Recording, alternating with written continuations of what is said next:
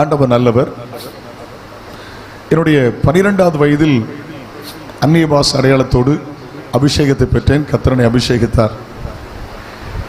என்னுடைய 15வது வயதில் பிதா குமாரன் பரிசுத்த ஆவி நாமத்தில் மூழ்கி ஞானஸ்நானத்தை பெற்றுக்கொண்டேன். என்னுடைய 17வது வயது சற்று தடுமாற்றம். என்னுடைய 18வது வயதில் முழு நேர ஊழியத்துக்கு என் வாழ்வை கர்த்தருக்கு ஒப்பு கொடுத்தேன். கர்த்தரனை ஊழியத்துக்கு அழைத்தார். என்னுடைய ஆரம்ப இறையியல் பேசிக் தியாலஜி 2 ஆண்டுகள் 90 வரையிலும் சென்னையில் 90 ஜூன் மாதம் வரையிலும் சென்னையில் பயின்றேன். ஊழியத்துக்கு தேவனை அழைத்த போது 2 காரியத்தை கர்த்தரனை பாரப்படுத்தினார். ஒன்று, கலாத்தியர் 1:10. நான் எந்த வேதாகமம் வாங்கினாலும் என்னுடைய பைபிளில் முதல்ல குறிக்கிற வசனம் அதுதான்.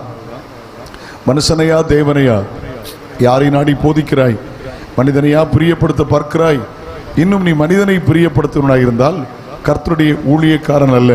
அந்த பைபிளை குறித்துக் கொள்வேன். This is my ministry, this is my life. இது என்னுடைய வாழ்க்கை, இதனுடைய ஊழியம் என்று நான் குறித்துக் கொள்வேன். 2வது, எங்க போனாலும் யாரையும் பிரியப்படுத்தி பிரசங்கிப்பதில்லை. அது எனக்கு அவசியம் இல்லை. கர்த்தரை பிரியப்படுத்தி ஓட இதுவரையிலும் கர்த்தர் எனக்கு கிருபை தந்திருக்கிறார். சந்தோஷமா இல்லையே? சொல்லுங்கள். ஆண்டவர் நல்லவர். இன்னும் ஒரு காரியம், 18 வயதில் ஊழியத்துக்கு ஒப்பு கொடுத்த போதே ஆண்டவரின் இருதயத்தில் பாரப்படுத்தின காரியம், ஒரு நாளாகிலும் இயேசு கிறிஸ்துவின் வருகை குறித்து பிரசங்கிக்காமல் நான் பிரசங்கத்தை நிவர்த்தி செய்வதில்லை. இந்தியாவிலேயோ வெளிநாடுகளிலேயோ வெளி மாநிலங்களிலோ வெளி மாவட்டங்களிலேயோ indoor meeting or outdoor meeting, உள்ளோ வெளியோ, அதை பற்றி கவலை இல்லை. தோத்திரம். பெண்டிகாஸ்டல் சர்ச்சோ மெயின்லைன் சர்ச்சோ எங்கு போனாலும் ஒரு நாளாகிலும் ஏசப்பாவுடைய எதிர்காலத்து குறித்து வருகை குறித்து பிரசங்கிக்காமல் முடிவடைய போகிறதில்லை. ஏன் இந்த சபை இயேசு வரப்போகிறார்? ஏன் இந்த ஊழியங்கள் இயேசு வரப்போகிறார்? ஏன் இந்த கூட்டங்கள் இயேசு வரப்போகிறார்?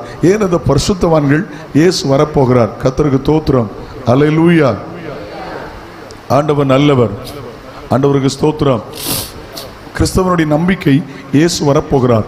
கிறிஸ்தவனின் ஆதங்கம் இயேசு வரப்போகிறார். கிறிஸ்தவனின் எதிர்காலம் இயேசு வரப்போகிறார். கிறிஸ்தவனின் சுதந்திரம் இயேசு வரப்போகிறார். கிறிஸ்தவனுடைய ஏக்கம் இயேசு வரப்போகிறார். 2000 வருடங்களுக்கு முன்பதாக இயேசு வந்தது உண்மையானால், இயேசு வந்த நாட்களில் அநேக அற்புத அடையாளங்களை அவர் செய்தது உண்மையானால், இயேசு மரித்தோரை உயிரோடு எழுப்பினது உண்மையானால், இயேசு மரித்து அடக்கம் பண்ணப்பட்டு 3வது நாள் உயிர்த்தெழுந்து மனிதன் அல்ல தெய்வம் என்பது நிரூபித்தது உண்மையானால், சீசர்களை பத்தானி அவரை அழைத்து கொண்டு போய் கரங்களை உயர்த்தி எல்லாருடைய கண்களுக்கும் நாள் எழுந்தருள போனது உண்மையானால், அவர் பரலோகமை சேர்ந்து விட்டார் அடையாளமாய் 50வது நாள் பெந்தெக்கோஸ் நாளன்று பரிசுத்த ஆவியை அனுப்பினது உண்மையானால், அந்த பரிசுத்த ஆவியானவர் கரை திரை பிழை இல்லாத மணவாட்டி சபையை ஆயத்தப்படுத்துகிறது உண்மையானால், உங்களுக்காக எனக்காக ஒரு ஸ்தலத்தை ஆயத்தம் பண்ணுகிறது உண்மை. இவைகளெல்லாம் உண்மையானால் நம்மை சேர்த்து கொள்ள மத்திய ஆகாயத்தில் இயேசு வரப்போகிறது உண்மை. எல்லாம் அங்கதான் இருக்கீங்களா? சந்தோஷம் அலையிலே சொல்லுங்கள். ஆண்டவர் நல்லவர். Glory to God. என்னை கவனிக்க அன்போடு கேட்கிறேன். ஆண்டவர் நல்லவர். அல்லேலூயா. நல்ல கவனிக்க. இயேசு சீக்கிரம் வரப்போகிறார். நீங்க நம்பினாலும் நம்பாவிட்டாலும், விசுவாசித்தாலும் விசுவாசிக்காவிட்டாலும், ஆயத்தமாக இருந்தாலும் இல்லாவிட்டாலும் ஒன்றை மாத்திரம் புரிந்து கொள்ளுங்கள், இயேசு சீக்கிரம் வரப்போகிறார். ஆமென் சொல்லுங்க பார்க்கலாம். இயேசு பிறக்கிறதுக்கு 800 வருஷத்துக்கு முந்தி வாழ்ந்த ஏசாயா சொன்னது போல இயேசு பாவிகளை ரட்சிக்க பிறந்தார். இயேசு கிறிஸ்து பிறக்கிறதுக்கு 800 வருஷத்துக்கு முந்தி வாழ்ந்த ஏசாயா அந்நிய பாஷை குறித்து சொன்னார். 400 வருடத்துக்கு முந்தி வாழ்ந்த தீர்க்கதரிசி யோவேல் பரிசுத்த ஆவியை பற்றி சொன்னார். ஏசாயா சொன்னது போல, பரிசுத்த யோவேல் சொன்னது போல அந்நிய பாஷை அடையாளத்தோடு பரிசுத்த ஆவியை பூமியில் அனுப்பி ஜனங்களை நிரப்பினார். இவைகளெல்லாம் உண்மையானால் பழைய ஏற்பாட்டு தீர்க்கதரிசிகளும் சொன்ன எச்சரிப்பின்படி இயேசு மறுபடியும் மனுஷகுமாரனாய் தெய்வமாய் அவர் வெளிப்பட போகிறார். அவர் ராஜாவாய் வெளிப்பட போகிறார். அவர் நீதியுள்ள நியாயாதிபதியாய் வெளிப்பட போகிறார். 2000 வருஷத்துக்கு முந்தி பாவிகளை ரட்சிக்க இயேசு உலகத்திற்கு வந்தார். இனி பரிசுத்தவான்களை சேர்த்து கொள்ள இயேசு வரப்போகிறார். ஆமென் சொல்லுங்களேன். வேகமாய் போலாம். சரியான நேரத்தில் நிறுத்திக் கொள்ளுகிறேன். ஆனால் தெளிவான சில காரியங்களை சுட்டி காட்டி, அவசியமான காரியங்களை சுட்டி காட்ட வேண்டும் என்று நான் விரும்புகிறேன். கர்த்தர் நல்லவர். ஆமென் சொல்லுங்க. வேதத்தில் தோத்திரம் நிறைய வார்த்தைகள், நிறைய சத்தியங்கள் இருக்கிறது. ஆனால் எல்லாவற்றுக்கும் மேலாய் கிட்டத்தட்ட 104 வசனமா தமிழ் பைபிளில் மேபி இருக்கும் என்று நினைக்கிறேன். 31,104 வசனங்களில் 8,000க்கு அதிகமான வசனங்கள் எதிர்காலத்தை பற்றியது. மோர் தென் 8,000 சம்திங் வேர்சஸ். 31,100 சில்லற வசனங்களில் 8,000க்கு அதிகமான வசனங்கள் இயேசுநாதர் வருகையை பற்றியது. அப்படின்னு அர்த்தம் என்ன தெரியுமா? பைபிளில் உள்ள 25% செய்தி இயேசு சீக்கிரம் வருகிறார். அல்லேலூயா. குறிப்பெழுதுகிறவர்களுக்காக சொல்லிக் கொண்டிருக்கிறேன், தேவையான எழுதி கொள்ளுங்கள். மத்தேயு, மார்க்கு, லூக்கா, யோவான் ஆகிய 4 சுவிசேஷத்தில் இயேசு தம்முடைய வாயினாலே சொல்லியிருக்கிறார், நான் போய் சீக்கிரமாய் வருவேன் என்று 21 இடத்துல சொல்லியிருக்கிறார். 21 டைம்ஸ். ஆமாம், 21 இடத்துல நான் போய் திருப்பி வருவேன் என்று சொல்லியிருக்கிறார். எபிரேயர் உட்பட 14 நிருபம், எபிரேயர் உட்பட 14 நிருபத்தில் 13 இடத்தில் அடல்ட் பாப்டிசம் பற்றி எழுதியிருக்கிறது. பெரியவர்கள் இருக்க வேண்டிய ஞானஸ்தானத்தை குறித்து 13 இடத்தில் எழுதியிருக்கிறது. ஆனால் அந்த அப்போஸ்தலனாகிய பவுல் எழுதின 14 நிருபத்தில் 50 முறை, லிசன், 50 முறை கவனிங்கள், இயேசு கிறிஸ்துவின் 2ஆம் வருகை பற்றி எழுதியிருக்கிறார். கர்த்தருக்கு ஸ்தோத்திரம். ஆண்டவர் நல்லவர். பழைய ஏற்பாட்டில் உள்ள 17 புஸ்தகத்தில் 926 அதிகாரத்தில் 1845 முறை கர்த்தர் வருகிறார்ங்கிற தீர்க்க தரிசனம் எழுதப்பட்டிருக்கிறது. புதிய ஏற்பாட்டில் உள்ள 260 அதிகாரத்தில் 318 முறை இயேசு வருகிறார்ங்கிற தீர்க்க தரிசனம் இருக்கிறது. இயேசுவின் மரணம் 175 முறை, இயேசுவின் உயிர்த்தெழுதல் 104 முறை, இயேசுவின் பரமேறுதல் 33 முறை. என்னை கவனிக்கிறீங்களா? உடைய சிந்தை எங்க இருக்கட்டும். எல்லா செய்தியும் நல்ல செய்தியே. முழு பைபிளையும் பார்த்தீங்கன்னா 50 இடத்துல மேரேஜ் பற்றி இருக்குது. எல்லா ஆசீர்வாதமான செய்திகள் தான். இயேசுவின் மரணம் நல்ல செய்தி, இயேசுவின் உயிர்த்தெழுதல் நல்ல செய்தி. ஆண்டவருக்கு தோத்திரம். இயேசுவின் உயிர்த்தெழுதல் 104 முறை இருக்கிறது. தோத்திரம். இயேசுவின் மரணம் 175 முறை இருக்கிறது. பரமேறுதல் 33 முறை இருக்கு. சொல்லிக்கொண்டே போகலாம். இவையெல்லாம் நல்ல செய்திகளே. என்னை கவனிக்க அன்போடு கேட்கிறேன். இவை எல்லாவற்றுக்கும் மேலாய் தலை ஓங்கி நிற்கிற செய்தி என்ன தெரியுமா? இயேசு சீக்கிரம் வரப்போகிறார். அல்லேலூயா. ஆண்டவருக்கு தோத்திரம். ஆண்டவருக்கு கர்த்தருக்கு மகிமை உண்டாவதாக. புதிய ஏற்பாட்டை மட்டும் ஆவரேஜ் பண்ணி பார்த்த ஒரு வேத பண்டிதர் சொல்லுகிறார், புதிய ஏற்பாட்டை மட்டும் ஆவரேஜ் பண்ணி பார்த்தவர் சொல்லுகிறார், 25 வசனங்களுக்கு ஒரு முறை இயேசு கிறிஸ்துவின் 2ஆம் வருகை இருக்கிறது என்று சொல்லுகிறார். இன்னொரு வேத பண்டிதர் சொல்லுகிறார், பைபிள் 5 பங்கு வச்சா 5 டிவைட் பண்ணா 5இல் 1 தீர்க்க தரிசனம். தீர்க்க தரிசனத்தை மாத்திரம் 3 பங்கு வைத்தால் 3இல் 1 இயேசு கிறிஸ்துவின் 2ஆம் வருகை என்று சொல்லுகிறார். கர்த்தருக்கு தோத்திரம். இன்னொரு வேத பண்டிதர் சொல்லுகிறார், இயேசு என்கிற வார்த்தையை மட்டும் பத்தி தீர்க்க தரிசனம் 333. அந்த 333இல் 224 தீர்க்க தரிசனங்கள் இயேசு கிறிஸ்துவின் 2ஆம் வருகை பற்றியது என்று சொல்லுகிறார். சோ பேசிட்டே போலாம். என்னை கவனிக்க அன்போடு கேட்கிறேன். சீக்கிரம் இயேசு வரப்போகிறார், அதுல சந்தேகம் இல்லை. கையை உயர்த்தி அலையிலே சொல்லுங்கள். நம்முடைய தலைமுறையிலே இயேசு வந்தாலும் ஆச்சரியப்படுகிறதற்கில்லை. காரணம், அவர் சொன்ன அவ்வளவு காரியங்களும் நம்முடைய தலைமுறையிலே நிறைவேறிவிட்டது. ஆமென். கர்த்தருக்கு ஸ்தோத்திரம். நம்ம உள்ளே போகிறோம். அந்த நாட்கள் எப்படி இருந்துச்சு? அந்த நாட்களில் இங்கே பாருங்க, இதே மாதிரி நற்செய்தி கூட்டங்கள், கன்வென்ஷன் கூட்டங்கள், சபையின் பரிசுத்தத்திற்காக எழுப்புதல் கூட்டங்கள், ராபோஜன் ஆராதனைக்காக சுத்திகரிப்பு கூட்டங்கள், இப்படி விசேஷ ஊழியர்களை கூப்பிடுவாங்க. கன்வென்ஷன் பிரசங்கியார், எழுப்புதல் பிரசங்கியார். ஆண்டவருக்கு தோத்திரம். அல்லேலூயா. நிறைய தேவ மனிதர்களை கர்த்தர் கூப்பிடுவார்கள், அழைத்து ஊழியத்தில் பயன்படுத்துவார்கள். ஆண்டவருக்கு ஸ்தோத்திரம். அதில் எல்லா பிரசங்கமான சின்ன வயதிலே நான் பார்த்து பழகியவன். எல்லா தேவ மனிதர்களையும் நான் பார்த்திருக்கிறேன். முதல் நாள் ரட்சிப்பை பற்றி பேசுவாங்க, 2வது நாள் ஞானஸ்தானத்தை பற்றி பேசுவாங்க, 3வது நாள் அபிஷேகத்தை பற்றி பேசுவாங்க. சனிக்கிழமை காத்திருப்பு கூட்டத்தில் ஜனங்கள் அபிஷேகம் வருவாங்க. பகல் கூட்டங்களில் உள்ளம் புறமுமான பரிசுத்தத்தை குறித்து பேசுவாங்க. ஞாயிற்றுக்கிழமை இரவு கண்ணை மூடிட்டு சொல்லலாம், இயேசுநாதர் வருகையை பற்றி பேசுவாங்க. பயம் உண்டாகும். ஜனங்கள் ஒப்பு கொடுப்பார்கள். இயேசு கிறிஸ்துவின் வருகை குறித்து பேசும்போதே ஜனங்களுக்குள் ஒரு எச்சரிப்பு உண்டாகும். என்னோட தகப்பனார் 55 ஆண்டுகள் முழு நேரமாய் சபை நடத்தி கொண்டே ஊழியம் செய்தார்கள். என் தகப்பனாருடைய சிறப்பு ஊழியம் என்றால் தெருவில் பிரசங்கிப்பது, தெரு பிரசங்கம் பண்ணுகிறது என்னுடைய தகப்பனாருடைய தலை சிறந்த ஊழியம். அவருடைய 55 வருட ஊழியங்களில் ஒரு சைக்கிள், 4 ஜிப்பா, 2 வேஸ்டி, ஒரு மெக்கஃபோன், இது அவருடைய சொத்து. சாகர வரையிலும் தெருவில் நின்று பிரசங்கித்தார். அவர் பிரசங்கித்த முக்கியமான செய்தி என்ன தெரியுமா? இயேசு சீக்கிரம் வரப்போகிறார்.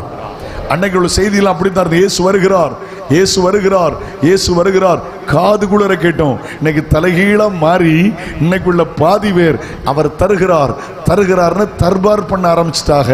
உங்களுக்கு விளங்கலையோ? ஒரு காலத்தில் இயேசு வருகிறார் தான் மெயின் தீம், இயேசு வருகிறார் தான் முக்கியமான செய்தி. இன்னைக்கு தலைகீழாய் மாறி இம்மைக்குரியதாய் மாறிவிட்டது. கர்த்தருக்கு தோத்திரம். ஆமென். முதலாவது தேவனுடைய ராஜ்யத்தின் நீதியை தேடினா எல்லாத்தையும் கூடுதலா தருவார். இம்மைக்காக மாத்திரம் கிறிஸ்துவின் மேல் நம்பிக்கை வைத்தால் நம்ம எல்லாரையும் பார்க்கலும் பரிதபிக்கப்பட்டுள்ளா இருப்போம். அன்னைக்குள்ள பாடல் எப்படி இருந்துச்சு? நல்ல பாடல் பாடினாங்கல்ல. மலையாள பாடலோ தமிழ் பாடலோ ரெட்ஷிப்பில் ஆரம்பிச்சு சியோன்ல முடியும், ரெட்ஷிப்பில் ஆரம்பிச்சு பரலோகத்தில் முடியும். என்னை கவனிக்கிறீங்களா? அன்னைக்குள்ள பாடல்கள் எப்படி இருந்துச்சு? ஏசுநாதர் வருகை பற்றி இருந்துச்சு. நல்ல பழைய பாடல்களில் நல்ல ஜீவன் இருந்தது. நல்ல பழைய பாடல்களில் அபிஷேகம் இருந்தது. நல்ல பழைய பாடல்களில் தோத்திரம் உபதேசம் இருந்தது. கையை உயர்த்தி அல்லேலூயா சொல்லுங்களேன். கர்த்தருக்கு புது பாட்டு பாடணும், ஆனால் கர்த்தருக்கு சினிமா பாட்டு பாடக்கூடாது. ஆமீன் சொல்லுங்களேன். ஆராதனையில் நாம் பாடணும்னா அந்த பாடல் எல்லாருக்கும் தெரியணும், ஆவியில் நிரம்பி சேர்ந்து பாடணும். அப்படி இல்லைன்னா பிராக்டிஸ் பண்ணிட்டு பாடணும். கர்த்தருக்கு தோத்திரம். கையை உயர்த்தி ஒரு வச்சுங்க அல்லேலூயா. இப்போ சினிமா தாளம் உள்ள வந்துருச்சு, சினிமா ராகம் உள்ள வந்துருச்சு. தோத்திரம். இன்னும் சொல்ல போனா நிறைய பேர் சினிமா பாட்டே பாடுறாங்க. ஒன்று மாத்திரம் புரிந்து கொள்ளுங்கள், நான் கொஞ்சம் அப்படி திருப்பி பார்க்குறேன். அம்மா வயலட் சாரோன், ஐயா அம்மா சாரலோரஜ் அம்மா, ஐயா நடராஜ மொழியார், ஃபாதர் பர்க்மன்ஸ், ஐயா பிரகாஷ் சேஸ்வடியான், இன்னும் பழைய பரிசுத்தவான்கள் சிலரை நான் எண்ணி பார்க்கிறேன். ஒரு பாடலை ரிஜெக்ட் பண்ண முடியாது. 40 நாள் ஃபாஸ்டிங், 21 நாள் ஃபாஸ்டிங், முடிவிலே பாடல் இன்றைக்கும் தரம் உள்ளதாக இருக்கிறது. தேவ சாயலாய் மாடி தேவனோடு இருப்பேன் பாடனா பாட்டு முடிகிறதுக்கு முன்னாடி தேவ சாயல் வரும். அன்னைக்குள்ள பாடல் அப்படி தானே இருந்துச்சு. பாடலாம் நேரம் இல்லை, நேரம் உள்ள போகிற மல்பிரியனே என் இயேசு நாயகனே எப்பொழுது வரும், என் கண்ணீர் துடைச்சிடுவான், அங்கேயே ஆஸ்வசிப்பான். அன்னைக்கு பரலோக சிந்தை இருந்துச்சு, எல்லாத்துட்டையும் பரலோக எண்ணம் இருந்துச்சு. தோத்திரம். சபையில் அடிக்கடி பரலோகத்தை பத்து பாட்டு பாடினாங்க. இப்போ நல்ல பரலோகத்தை பத்து பாட்டு பாடுற பாட்டை தோத்திரம் எங்க சாவு வீட்டில் பாட வச்சுட்டாங்க. ஆமா, பரலோகத்தை பத்தி பாடணும்னா எல்லாரும் கவனிங்கம்மா. தோத்திரம். ஏதாவது பெருசு சாகணும், அப்பதான் ஃப்ரீசர்ல இங்க 10 சேர் அங்க 10 சேர், அப்பதான் மூக்கை வெடிச்சுட்டு அப்படி பரலோகமே சொந்தமேன்னு பாடுவாங்க. அதுக்காக பரிசுத்தவான்கள் பாட்டு எழுதுனாக இல்ல. இன்னைக்கு பரலோக வாஞ்சை குறைந்து வருகிறது. தோத்திரம். என்னை கவனிக்க அன்போடு கேட்கிறேன். சீக்கிரம் இயேசு வரப்போகிறார், அதுல சந்தேகம் இல்லை. கையை உயர்த்தி அழிலே சொல்லிடலாமா? ஓகே, உங்களுடைய சிந்தை எங்க இருக்கட்டும். மத்தேயு 24ஆம் அதிகாரம் என்ன கவனிங்க, என்ன பாருங்க, ஒரு பார்க்கலாம். கொஞ்சம் கொஞ்சமா உள்ள போயிட்டு ஒரு சின்ன ஆவிக்குரிய செய்தியோடு இந்த ராத்திரி நிறைவு செய்ய விரும்புகிறேன். என்ன கவனிங்க. சீசர்கள் இயேசுவோடு கூட எருசலேம் போனார்கள். பாதி பேர், நிறைய பேர் யூத மார்க்கத்திலிருந்து வந்தவர்கள். ஒரே ஒரு பெரிய தேவனுடைய ஆலயம் இருந்தது. அது சாலமோன் காலத்தில் கட்டப்பட்ட எருசலேம் தேவாலயம். அது குறித்து ஒரு பெருமை இருந்துச்சு, ஒரு ப்ரௌட். இது எங்க சர்ச்சு, இது எங்க கட்டிடம், இது கல்லால கட்டப்பட்டது. ரொம்ப பெருமை இருந்துச்சு. கவனிக்கிறீங்களா? பெருமையா சொன்னாங்க. ஆலயத்தை பாரும் அப்படின்னாங்க. என்ன ஒரு சுவிசேஷத்தில் வாசிக்கிறோம், கல்லுகளை பாருங்கள். உங்களுக்கு ஒரு உண்மை சொல்லட்டுமா? கல்லுகளை பாருங்கள்னு போட்டிருக்குல்ல, நேரடியா போய் நான் பார்த்தேன். ஒரு சுவர் இன்றைக்கும் இருக்கிறது. எருசலேம் தேவாலயம் கட்டப்பட்ட ஒரு கல் 70 அடி நீளம். உங்க சர்ச் 80 அடி, இதோட 10 அடி தான் கம்மி. 70 அடி நீளம், அகலம் 10 அடி, உயரம் 8 அடி. பழைய கால சரித்திர ஆசிரியர் ஜோசிபஸ் தன் குறிப்பில் எழுதுகிறார், எருசலேம் தேவாலயம் கட்டப்பட்ட ஒரு கல்லுடைய நீளம் 70 அடி, அகலம் 10 அடி, 8 அடி உயரம். அல்லாஹ். இயேசு பெருமையா சொன்னாங்க, சர்ச்சை பாருங்க, கல்லுகளை பாருங்க. ஏற்கனவே கிறிஸ்தவர்களாக இருந்தாலும் இயேசுவை பின்பற்றினாலும் அவர்களுக்கு பழைய பாரம்பரியத்தில் கொஞ்சம் பிடி இருந்துச்சு. இயேசு கூலா சொன்னாரு, அதை விட கடினமானது ஒன்று இருக்க முடியாது. கர்த்தருக்கு தோத்திரம். என்ன சொன்னார் தெரியுமா? நீங்கள் பார்க்கிற இவைகள் ஒரு கல்லின் மேல் ஒரு கல் இல்லாதபடி எல்லாம் இடிக்கப்பட்டு போகும் என்று சொன்னார். கரெக்டா இயேசு சொல்லி 50 வருஷத்தில் அது நடந்து விட்டது. தீத்துராயனால் முற்றுகையிடப்பட்ட போது எருசலேம் இடிக்கப்பட்டு ஒரு குறிப்பிட்ட மிலிட்டரி கமாண்டரால் அது உளப்பட்டது. நான் சொல்லுகிறது சரித்திரத்திற்கிறது. இயேசுநாதர் பிறக்கிறதுக்கு 400 வருஷத்துக்கு முந்தையே மீகா இதை எழுதுகிறார். வாசிக்கிறீங்களா? மீகா 3ஆம் அதிகாரம் அதனுடைய 12ஆம் வசனம். மீகா சாப்டர் 3 verse 12. ஆகையால் உங்கள் நிமித்தம் ஆகையால் உங்கள் நிமித்தம் சீயோன் வயல்வெளியைப் போல உளப்பட்டு உங்கள் நிமித்தம் சீயோன் வயல்வெளியைப் போல உளப்பட்டு எருசலேம் மண்மேடுகளாய் போம் ஆலயத்தின் பர்வம் காட்டு மேடுகளாய்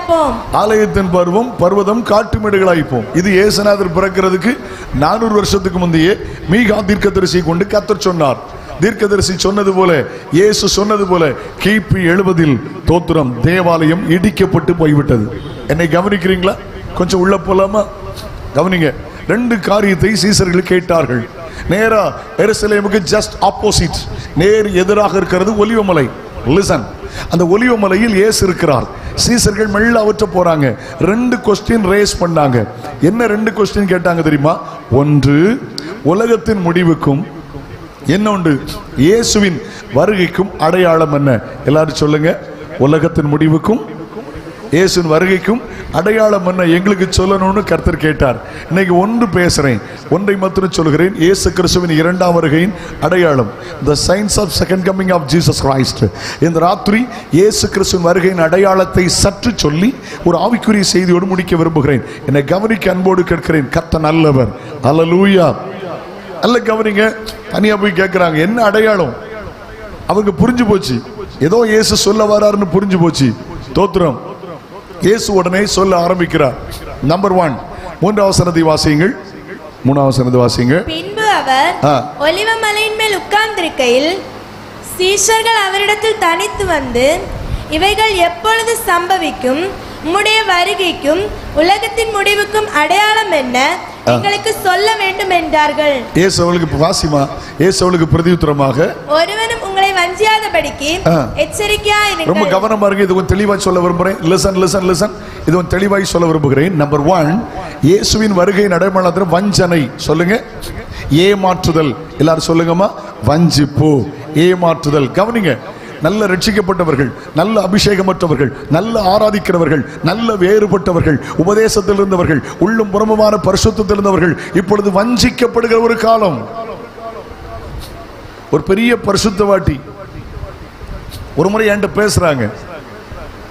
உலக வேலையை உதறி தள்ளினவர்கள், ஆசிரியர் வேலையை உதறி தள்ளினவர்கள், தேவனுக்காக நின்றவர்கள், ஒரு பெரிய பரிசுத்தவாட்டி ஒரு முறை என்கிட்ட பேசுறாங்க. என்ன பேசுறாங்க தெரியுமா? 1 நம்பர் துரு உபதேசம் பேசுகிற, துணிகரமாய் தன்னுடைய ஆலயத்தில் சினிமா பாட்டை போட்டு சினிமா பாட்டை பாடுகிற, விசில் அடிக்கிற, கும்மாளம் பண்ணுகிற, கோமாளி கூத்து பண்ணுகிற ஒரு நபரை சுட்டி காட்டி, டேய் என்னடா பிரசங்கம் பண்ற, என்னடா ஜோம் பண்ற, இப்ப தானே கத்திரியா கண்ணை திறந்திருக்காரு, இதுதான் கரெக்ட்னாங்க. அவருடைய சரித்திரத்தை புரட்டி பார்த்தால் தியாகம், அவருடைய சரித்திரத்தை புரட்டி பார்த்தால் உபதேசம், அவருடைய சரித்திரத்தை புரட்டி பார்த்தால் வைராக்கியம், அவருடைய சரித்திரத்தை புரட்டி பார்த்தால் தங்களுடைய சொத்துக்கள் எல்லாம் விற்று அவர்கள் கட்டின ஏராளமான ஆலயங்கள். இன்னைக்கு ஹலோ, சின்ன கை சுப்புற சின்ன பிள்ளைய சொல்லும் இவன் துருபதேசக்காரன்னு. ஆனா அவங்க சொல்றாங்க, நான் உடனே அவங்கள வருத்தப்படல. 20 நிமிஷம் அவங்ககிட்ட பேசினேன். சமீபத்தில் கொஞ்ச நாட்களுக்கு முந்தி அவங்க எனக்கு ஒரு வீடியோ அனுப்பிவிட்டு இருந்தாங்க. வீடியோ அனுப்பிவிட்டு தோத்திரம் 3-4 பேர் உட்கார்ந்து டிஸ்கஸ் பண்ணிட்டு இருக்காங்க. துருபதேசத்தை அனுப்புறாங்க. நான் கீழே அவங்களுக்கு பதிவு செய்தேன். அவர்களுடைய உறவினர்கள் ரொம்ப நல்லவர்கள். தோத்திரம். அவங்களுக்கு கீழே ஒரு வார்த்தை பதிவு செய்தேன். நூதன உபதேசங்களை ஏற்றுக்கொள்ள என் மனதில்லை, பழைய பரிசுத்தவான்கள் காட்டி கொடுத்த உபதேசத்தை நடக்கிறேன் என்று அனுப்பி வைத்தேன். துணிகரமாய் உட்கார்ந்து அசிங்கமாய் அருவருப்பாய் பரிசுத்தவான்களை திட்டி பேசுகிற அற்பமான அசிங்கமான நூதன உபதேசத்தை சுட்டி காட்டுகிற ஒரு வீடியோ எனக்கு எழுதி தந்து எனக்கு அனுப்பி விட்டுருக்காங்க. நான் வேற ஒன்றும் அவங்ககிட்ட பேசல. நல்லவங்க, பெரியவங்க, வயசுல மூத்தவங்க, தாய் ஸ்தானத்தில் உள்ளவங்க. அவங்களுக்கு வேற ஒன்றும் சொல்லலை. கீழே எழுதி விட்டேன், நூதன உபதேசங்களை ஏற்றுக்கொள்ள என் மனது சம்மதிக்கவில்லை. பழைய பரிசுத்தவான்கள் காட்டி கொடுத்த உபதேசத்தில் நான் நடக்கிறேன். வஞ்சனை வஞ்சிக்கப்பட்டு போகுது. நிறைய பேர் ஏமாற்றப்படுறாங்க. நல்ல கவனிங்க. 1-2 வசனங்களை வாசிக்கலாமா? அப்போஸ்தலனாகிய பவுல் கொரிந்து சபைக்கு என்ன எழுதுறாரு பாருங்களேன். 2 கொரிந்தியர் 11ஆம் அதிகாரம் 1, 2, 3 வசனங்களை வாசிங்கள். என் புத்தியினத்தை 2, 3 வாசிமா. நான் உங்களை கற்புள்ள கன்னிகையாக கிறிஸ்து என்னும் ஒரே புருஷனுக்கு ஒப்புக்கொடுக்க நியமித்தபடியால் உங்களுக்காக தேவ வைராக்கியம் கொண்டிருக்கிறேன். என்ன எழுதுகிறார்? கொரிந்து சபையை பார்த்து என்ன எழுதுகிறார்? இயேசுவின் வருகையை எதிர்பார்த்திருக்கிற கொரிந்து சபையை பார்த்து என்ன எழுதுகிறார்? எந்த வரத்திலும் குறைவில்லாத கொரிந்து சபையை பார்த்து என்ன எழுதுகிறார்? கர்த்தருடைய நாமத்தை தொழுது கொள்ளுகிற அந்த கிறிஸ்துவின் சபையை பார்த்து என்ன எழுதுகிறார்? நான் உங்களை கற்புள்ள கன்னிகையாக கிறிஸ்து என்னும் ஒரே புருஷனுக்கு ஒப்புவிக்கப்பட்டு நியமித்தபடினால் உங்களுக்காக பக்தி வைராக்கியம் கொண்டிருக்கிறேன். அடுத்த வசனம் முக்கியம், வாசியுங்கள். ஆகிலும் மைக்கு கிட்ட வச்சு வாசிமா. ஆகிலும் சர்ப்பமானது, பிசாசானது, வலு சர்ப்பமானது தன்னுடைய தந்திரத்தினாலே ஏவாளை வஞ்சித்தது போல உங்கள் மனதும் கிறிஸ்துவை பற்றும் உண்மை நின்று விலகும்படி கெடுக்கப்படுமோ என்று பயந்திருக்கிறேன். சர்ப்பமானது ஏவாளை வஞ்சித்தது, தோட்டத்தை விட்டு விலகினார்கள். சர்ப்பமானது ஏவாளை வஞ்சித்தது, தேவ மகிமை இழந்தார்கள். சர்ப்பமானது ஏவாளை வஞ்சித்தது, தேவ திட்டத்தை இழந்து போனார்கள். சர்ப்பமானது வஞ்சித்தது, தேவ நோக்கத்தை இழந்து போனார்கள். The God purpose, hallelujah, hallelujah, தேவ திட்டத்தை இழந்து போனார்கள். வஞ்சித்தது இல்லங்கதா இருக்கீங்களா? வஞ்சனை. பவுல் சொல்றாரு, கிறிஸ்துவப்பட்டு உண்மையுண்டு நீங்கள் வஞ்சிக்கப்படுவீர்களோ என்று பயந்திருக்கிறேன். இயேசுநாதர் சொன்ன வருகை அடையாளம் என்ன தெரியுமா? ஒரு கூட்டம் இன்றைக்கு வஞ்சிக்கப்படுகிறது. கையை உயர்த்தி அல்லேலூயா சொல்லுங்க பார்க்கலாம். ஆண்டவருக்கு தோத்திரம். 1-2 வசனத்தை வாசித்திருவீங்களா? அதனுடைய 11 வசனத்தை வாசிங்க. verse 11. இப்படி சொல்ல வேண்டியது என்ன? நோ. அநேக கள்ளத்தீர்க்கதரிசிகளும் எழும்பி அநேகரை வஞ்சிப்பார்கள். மத்தேயு 24 அதிகாரத்தை வைத்துக் கொள்ள வேண்டும். அநேக கள்ளத்தீர்க்கதரிசிகள் எழும்பி அநேகரை என்ன செய்வார்கள்? வஞ்சிப்பார்கள். நீங்க அப்படி 23-24 வாசிங்க. அப்பொழுது இதோ கிறிஸ்து இங்கே இருக்கிறார், அதோ அங்கே இருக்கிறார் எவனாகிலும் சொன்னால் நம்பாதீங்கள். ஏனெனில் கள்ள கிறிஸ்துகளும் கள்ள தீர்க்கதரிசிகளும் எழும்பி கூடுமானால் தெரிந்து கொள்ளப்பட்டவர்களை வஞ்சிக்கத்தக்கதாக பெரிய அடையாளங்களையும் அற்புதங்களையும் செய்வார்கள். தெரிந்து கொள்ளப்பட்டவர்களை, கர்த்தருக்காக தெரிந்து கொள்ளப்பட்டவர்களை, பரிசுத்தத்திற்காக தெரிந்து கொள்ளப்பட்டவர்களை, ஊழியம் செய்ய தெரிந்து கொள்ளப்பட்டவர்களை, தேவ சித்தம் தேவ திட்டத்தை நிறைவேற்ற தெரிந்து கொள்ளப்பட்டவர்களை வஞ்சிக்கத்தக்கதாக அற்புதங்களை அடையாளங்களை செய்வார்கள். பெங்களூர்ல ஒரு பெரிய திருச்சபை யூடியூப்ல இருக்கு. பெங்களூர்ல ஒரு பெரிய திருச்சபை. அந்த திருச்சபைக்கு ஆப்பிரிக்கால இருந்து ஒருத்தர் வரார். அவர் விசுவாசத்தை பத்தி பேசுறார். நீ விசுவாசிச்சான என்ன வேணாலும் நடக்கும் அப்படின்னு இம்மைக்குரிய காரியத்தை பேசுறார். கவனமா கேளுங்க. அவர் சொன்னார், என்ன சொன்னார் தெரியுமா? நீ சர்ச்சைக்கு வரும்போது உன் பாக்கெட்ல பணம் இல்லை தெரியுமா? இப்ப நீ விசுவாசத்தோடு ஜெபம் பண்ணு. விசுவாசத்துல உன் பாக்கெட்டை ஓபன் பண்ணு. உன் பாக்கெட்ல புது கரன்சி இருக்கும். டக்குன்னு ஒரு வாலிப பையன் எழும்புறான். யூடியூப்ல இருக்குது. எஸ், நான் என் வேலண்டை ஓபன் பண்ணிட்டேன், நியூ கரன்சி இருக்கு. எனக்கு சிரிப்பு வந்தது. என்ன சிரிப்பு வந்தது தெரியுமா? இயேசுநாதர் 2 தப்ப செய்ய மாட்டாரு. ஒன்னு கள்ள நோட்டு அடிக்க மாட்டாரு, இன்னொன்னு பீட்டர்ல இருந்து அடிச்சு மாத்தி ஆண்ட வைக்க மாட்டாரு. எல்லாம் அங்கதான் இருக்கீங்களா? எனக்கு பீட்டர் ரொம்ப வருஷம் தெரியுங்களா? Listen to me. ஏமா குரல் வித்த பண்ணதுக்கு இயேசுநாதர் வந்தாரு. பாவிகளை ரட்சிக்க இயேசு உலகத்தில் வந்தார். ஒரு மனவாட்டியை சேர்க்க இயேசு வந்தார். இன்னைக்கு ஜனங்கள் வஞ்சிக்கப்படுகிறார்கள். அற்புத அடையாளத்தினால ஏமாந்து போகாதிருங்கள். அவர் என்ன சொன்னார் தெரியுமா? நீ விசுவாசிச்சா போதும், நீ விசுவாசி என்ன வேணாலும் நடக்கும். பல்லெல்லாம் தங்கமா மாறிடும். ஹலோ, எப்படி சரி, விசுவாசிச்சாச்சு, பல்லு தங்கமா மாறிடுச்சு. இனி அவ்வளவு பல்லையும் கலத்தி வித்துடலாமா? எத்தனை கேரட் வித்து கடன்ல அடைச்சிடலாமா? குடும்பமா எல்லாருக்கும் தங்கப்பல்லா மாறிட்டு அவ்வளத்தையும் உடைச்சு வித்துட்டு வீடு கட்டிட்டு பல் செட்டு கட்டிடலாமா? எங்க போது உபதேசம்? இன்னைக்கு ரட்சிக்கப்படு, மனம் திரும்பு, ஞானசானம் பெறு, தோத்திரம் வேறுபடு, நகை நட்டு போல்டு ஸ்க்ரூவெல்லாம் கலத்தி தூட போடு. ஏன் செத்த அன்னைக்கு உனக்கு வராது. இன்னைக்கு கழுகு நரி தான் லாஸ்ட்ல புடிங்கி திங்கும். கழுகுனவன் மகா, நரினவன் மருமகா. இந்த கள்ளியெல்லாம் சேர்ந்துருவா. கள்ளியோ இவ கடுத்த கள்ளியே தெரியாது. செத்த அன்னைக்கு அவனும் போக்கு. உன் கூட 6 அடி சூட்கேஸ் மட்டும்தான் வரும். ஹலோ, அவனவனுடைய கிரியைகளின்படி அவனவனுக்கு நான் அளிக்கும் பலன் என்னோடு வருகிறதன் இயேசு சொல்லுகிறார். நல்லா சாப்பிடுங்க, நல்லா ட்ரெஸ் பண்ணுங்க, நல்லா வாழுங்க, ஒன்றும் கூட வராதுமா. ஒன்றும் கூட வராது. நான் சொன்ன பத்தியா, மற்றவர்களுக்கு வாங்கும்போது பார்க்கலாம் நல்லா இருக்குல்லாக்கா, கொள்ள நல்லா சூப்பராக இருக்குல்ல, மற்றவர்களுக்கு வாங்கும்போது ரசிக்கலாம். ஆனால் நமக்கு வாங்கும்போது நம்ம பார்க்க முடியாது தெரியுமா? அதான் ஆல்ரெடி சூட் கேஸ் விளங்கிச்சா. மற்றவர்களுக்கு வாங்கும்போது நல்லா இருக்குல்ல, இப்போ நல்ல ப்ரெஸ்ஸிங் டைப்பு நல்லா கொள்ளலாம், டிசைன் கொள்ளலாம், அடுத்தவர்களுக்கு வாங்கும்போது ரசிக்கலாம். நான் நமக்கு வேண்டுவா கட்டியலா அன்னைக்கு பார்க்க முடியாது. எத்தனையோ உள்ளு மனுஷனுடைய வாழ்க்கை இவ்வளவுதான். எது ஆசீர்வாதம்? உலக பிரகாரமான வீடா? இல்லை, ஆசீர்வாதமாய் வாழுங்கள். ஆனா இக்காலத்து பாடுகள் ஒருவேளை கஷ்டமா யோசிக்காதிருங்கள். பெரிய ஆசீர்வாதமா அதிலையும் முங்கி போகாதிருங்கள். உங்கள் தேவைகளை கர்த்தர் சந்திப்பார். ஒரே ஒரு சிந்தனையோடு வாருங்கள். ஒரு நாள் இயேசு வரப்போகிறார், நான் அவரோடு இருக்க போகிறேன். ஜனங்கள் வஞ்சிக்கப்படுகிறார்கள். அது கொஞ்சம் அழகா சொல்லி தரட்டுமா உங்களுக்கு? கொஞ்சம் கவனமா கேளுங்க, உங்களுக்கு புரியும். வாசிங்க வெளிப்படுத்தல் 13:11. கவனமா கேட்கணும், கவனமா வாசிங்க, கவனமா கேளுங்க. வெளிப்படுத்தல் 13, ரெவலேஷன் 13:11. பின்பு வேறொரு மிருகம் பூமியிலிருந்து எழும்ப கண்டேன். யோவானுக்கு ஆண்டவர் காட்டி கொடுக்கிறார், இங்கே ஏறி வா, இவைகளுக்கு பின்பு சம்பவிக்க வேண்டியது உனக்கு காட்டுவேன். அப்ப இனி சம்பவிக்க வேண்டியவைகள் என்னவாம்? பின்பு ஒரு மிருகம் பூமியிலிருந்து ஏறி வர கண்டேன். அது ஒரு ஆட்டுக்குட்டிக்கு ஒப்பாக. எப்படி இருந்துச்சு? ஆட்டுக்குட்டிக்கு ஒப்பாக 2 கொம்புகளை உடையதா இருந்து. பார்க்கிறதுக்கு எப்படி இருக்கு? ஆட்டுக்குட்டி பார்க்கிறதுக்கு எப்படி இருக்கு? 2 கொம்பு. நல்ல கவனிங்க. ஆடு யாருக்கு பிடிக்காது? எல்லாருக்கும் பிடிக்கும். ஆட்டுக்குட்டி யாருக்கு பிடிக்காது? எல்லாருக்கும் பிடிக்கும். ஆட்டுக்குட்டி தூக்கி விளையாடலாம். ஆட்டுக்குட்டி பிடிக்காட்டாலும் மட்டன் பிடிக்கும். கட்டியலா இப்போ 1000 ரூபாய்ல எனக்கு போட்டு அல்லேலூயா. யாருக்கு பிடிக்காதுங்க? எல்லாருக்கும் பிடிக்கும். பார்க்கிறதுக்கு ஆடு, பார்க்கிறதுக்கு 2 கொம்பு. ஆனா விஷயத்தை பாருங்க, ஏமாந்து போயிடக்கூடாது. வாசிங்க கீழே. வலு சர்ப்பத்தை போல பேசினது. திருப்பி வாசி மக்கா, கொஞ்சம் ஸ்பீடா வாசி, துண்டா வாசிக்காம சென்டென்ஸ் பை சென்டென்ஸா வாசி. குட். பின்பு வேறொரு மிருகம் பூமியிலிருந்து எழும்ப கண்டேன். வேறொரு மிருகம் பூமியிலிருந்து எழும்ப கண்டேன். அது ஒரு ஆட்டுக்குட்டிக்கு ஒப்பாக 2 கொம்புகளை உடையதா. அது ஒரு ஆட்டுக்குட்டிக்கு ஒப்பாக 2 கொம்பு உடையதா இருந்தது. வலு சர்ப்பத்தை போல பேசினது. எப்படி போட்டிருக்கணும்? ஆட்டுக்குட்டின்னு அப்படி பேசியிருக்கணும். எனக்கு ரொம்ப சொல்ல தெரியலையே. சில பிள்ளைங்க நல்லா மெமரி கேரி பண்ணி விட, இப்படி தானே சத்தம் போட்டிருக்கணும். ஆடுன்னு அப்படி தானே சத்தம் போட்டிருக்கணும். அது எப்படி சத்தமா?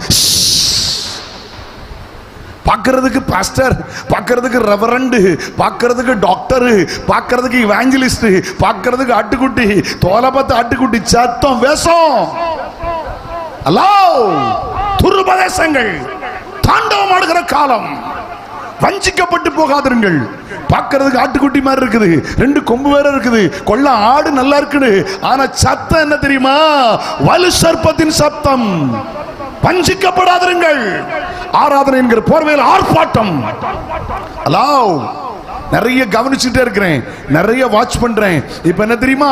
கடிந்து கொண்டு பிரசங்கிப்பதில்லை, எச்சரித்து பிரசங்கப்படுது. எங்கேயோ நீங்கள் வஞ்சிக்கப்படுகிறீர்கள். இல்ல மோட்டிவேஷன் ஸ்பீச். ஐயா நீ தேவையில்லை, மோட்டிவேஷன் ஸ்பீச்சுக்கு நீ தேவையில்லை. செக்குலர்ல ஒன்னை விட கட்டிக்காரங்களா இருக்கிறான். பாவத்தை கண்டிக்க ஆள் இல்லை.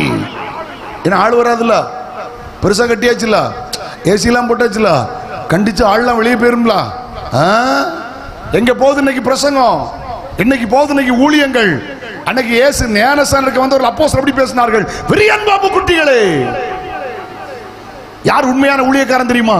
கடிந்து கொண்டு கண்டனம் பண்ணி புத்தி சொல்ற ஊழியக்காரன் பாருங்க, அவன் உண்மையான ஊழியக்காரன். கையை வருது அல்லையில சொல்லுங்க பார்க்கலாம். எல்லாம் மோட்டிவேஷன் ஸ்பீச், எல்லாம் மோட்டிவேஷன், எல்லாம் மோட்டிவேஷன், எல்லாம் பாசிட்டிவ் ஸ்பீச். ரொம்ப கவனமா இருக்க, வஞ்சிக்கப்பட்டு போய் அடிக்ட் ஆகிறாதுங்க. அடிக்ட் ஆகிருக்கு. ரொம்ப சுகருக்கு அடிக்ட் ஆகினா மாறி சீக்கிரம் மர்கையா. ஏற்கனவே சிலருக்கு சுகர் ஃபேக்டரி ரொம்ப இருக்கு. இப்ப எல்லாம் அடிமையாயிட்டாங்க. எல்லாம் பாசிட்டிவ், எல்லாம் பாசிட்டிவ். வாழ்ந்திருப்பாய், சுகித்திருப்பாய். எங்கேயோ நீ வஞ்சிக்கப்படுகிறாய், எங்கேயோ நீ வஞ்சிக்கப்படுகிறாய். நீ உண்மையான தேவனுடைய பிள்ளையானால் இந்த உலகத்தில் எல்லா தேவைகளையும் சந்திப்பார். ஆனால் ஒன்றும் கூட வராது. ஆனால் ரட்சிக்கப்பட்டு ஸ்நானப்பட்டு அபிஷேகம் பண்ணி வேறுபட்டு ஆவியோடு உண்மையோடு ஆராதிக்கிற கரை திரை பிழை இல்லாத ஒரு கிரியை உள்ள வாழ்க்கை, அதுதான் உன்னை பரலோகம் கொண்டு போய் சேர்க்கும். Glory be to God. வஞ்சனை நல்ல கவனிங்க. ஆடு மாதிரி ஏமாந்திரப்படாது. குத்தாட்டம் கும்மலாட்டம் எல்லாம் இப்ப மேடை அரங்கேறி கொண்டிருக்கிறது. திரும்ப சொல்லுகிறேன், வஞ்சிக்கப்படாதிருங்கள். இன்னைக்கு நம்பர் 1 ஏசுநாதர் வருகை அடையாளம் தெரியுமா? வஞ்சனை. அது அப்படியே அடுத்த வசனத்துக்குள்ள போங்க. ஓகே, அநேக அற்புத அடையாளம் நடந்துச்சுல. அந்த வெளிப்படுத்தல் 16ஆம் அதிகாரம் 13-14 வாசிங்கள். Revelation chapter 16 verse 13 and 14. அப்பொழுது வலு சர்ப்பத்தின் வாயிலும் மிருகத்தின் வாயிலும் கள்ள தீர்க்கதரிசியின் வாயிலும் இருந்து தவளைகளுக்கு ஒப்பான பிசாசின் வாயிலும் அதான் போட்டிருக்கு. வலு சர்ப்பம் என்றால் பிசாசு, கள்ள தீர்க்கதரிசி, அந்தி கிறிஸ்து. இவங்க 3 பேர் தான் கூட்டணி போட்டு செய்வாங்க. இவங்க வாயிலிருந்து தவளைகளுக்கு ஒப்பான 3 அசுத்தாவிகள் புறப்பட்டு வர கண்டேன். 3 அசுத்தாவிகள் புறப்பட்டு வர கண்டேன். அவைகள் அற்புதங்களை செய்கிற பிசாசுகளின் ஆவிகள். நல்ல கவனிங்கள். பிசாசும் அற்புதம் செய்வான், இயேசு மட்டும் அற்புதம் செய்ய மாட்டார். பிசாசும் அற்புதம் செய்வான். கூடுமானால் தெரிந்து கொள்ளப்பட்ட வஞ்சிக்கத்தக்கதாக சில அடையாளங்களும் அற்புதங்களை செய்வான். கள்ள தீர்க்கதரிசி வாயிலே ஒரு தவளையின் ஆவி, கள்ள தீர்க்கதரிசி வாயிலே அந்தி கிறிஸ்துவின் வாயிலே வலு சர்ப்பத்தின் வாயிலே ஒரு தவளையின் ஆவி. 3 ஆவிகள், 3 ஆவிகளும் அநேக அற்புதங்களை செய்தது. ஏமாந்து போகாதிருங்கள். இல்லங்கதான் இருக்கீங்களாமா? இயேசுநாதர் வருகையின் அடையாளம் என்ன தெரியுமா? வஞ்சனை. கர்த்தருக்கு தோத்திரம். அல்லேலூயா, ஆமென். சந்தோஷமா அல்லேலூயா சொல்லுங்க. அதுல வஞ்சிக்கப்படுகிறார்கள், வஞ்சிக்கப்படுகிறார்கள்.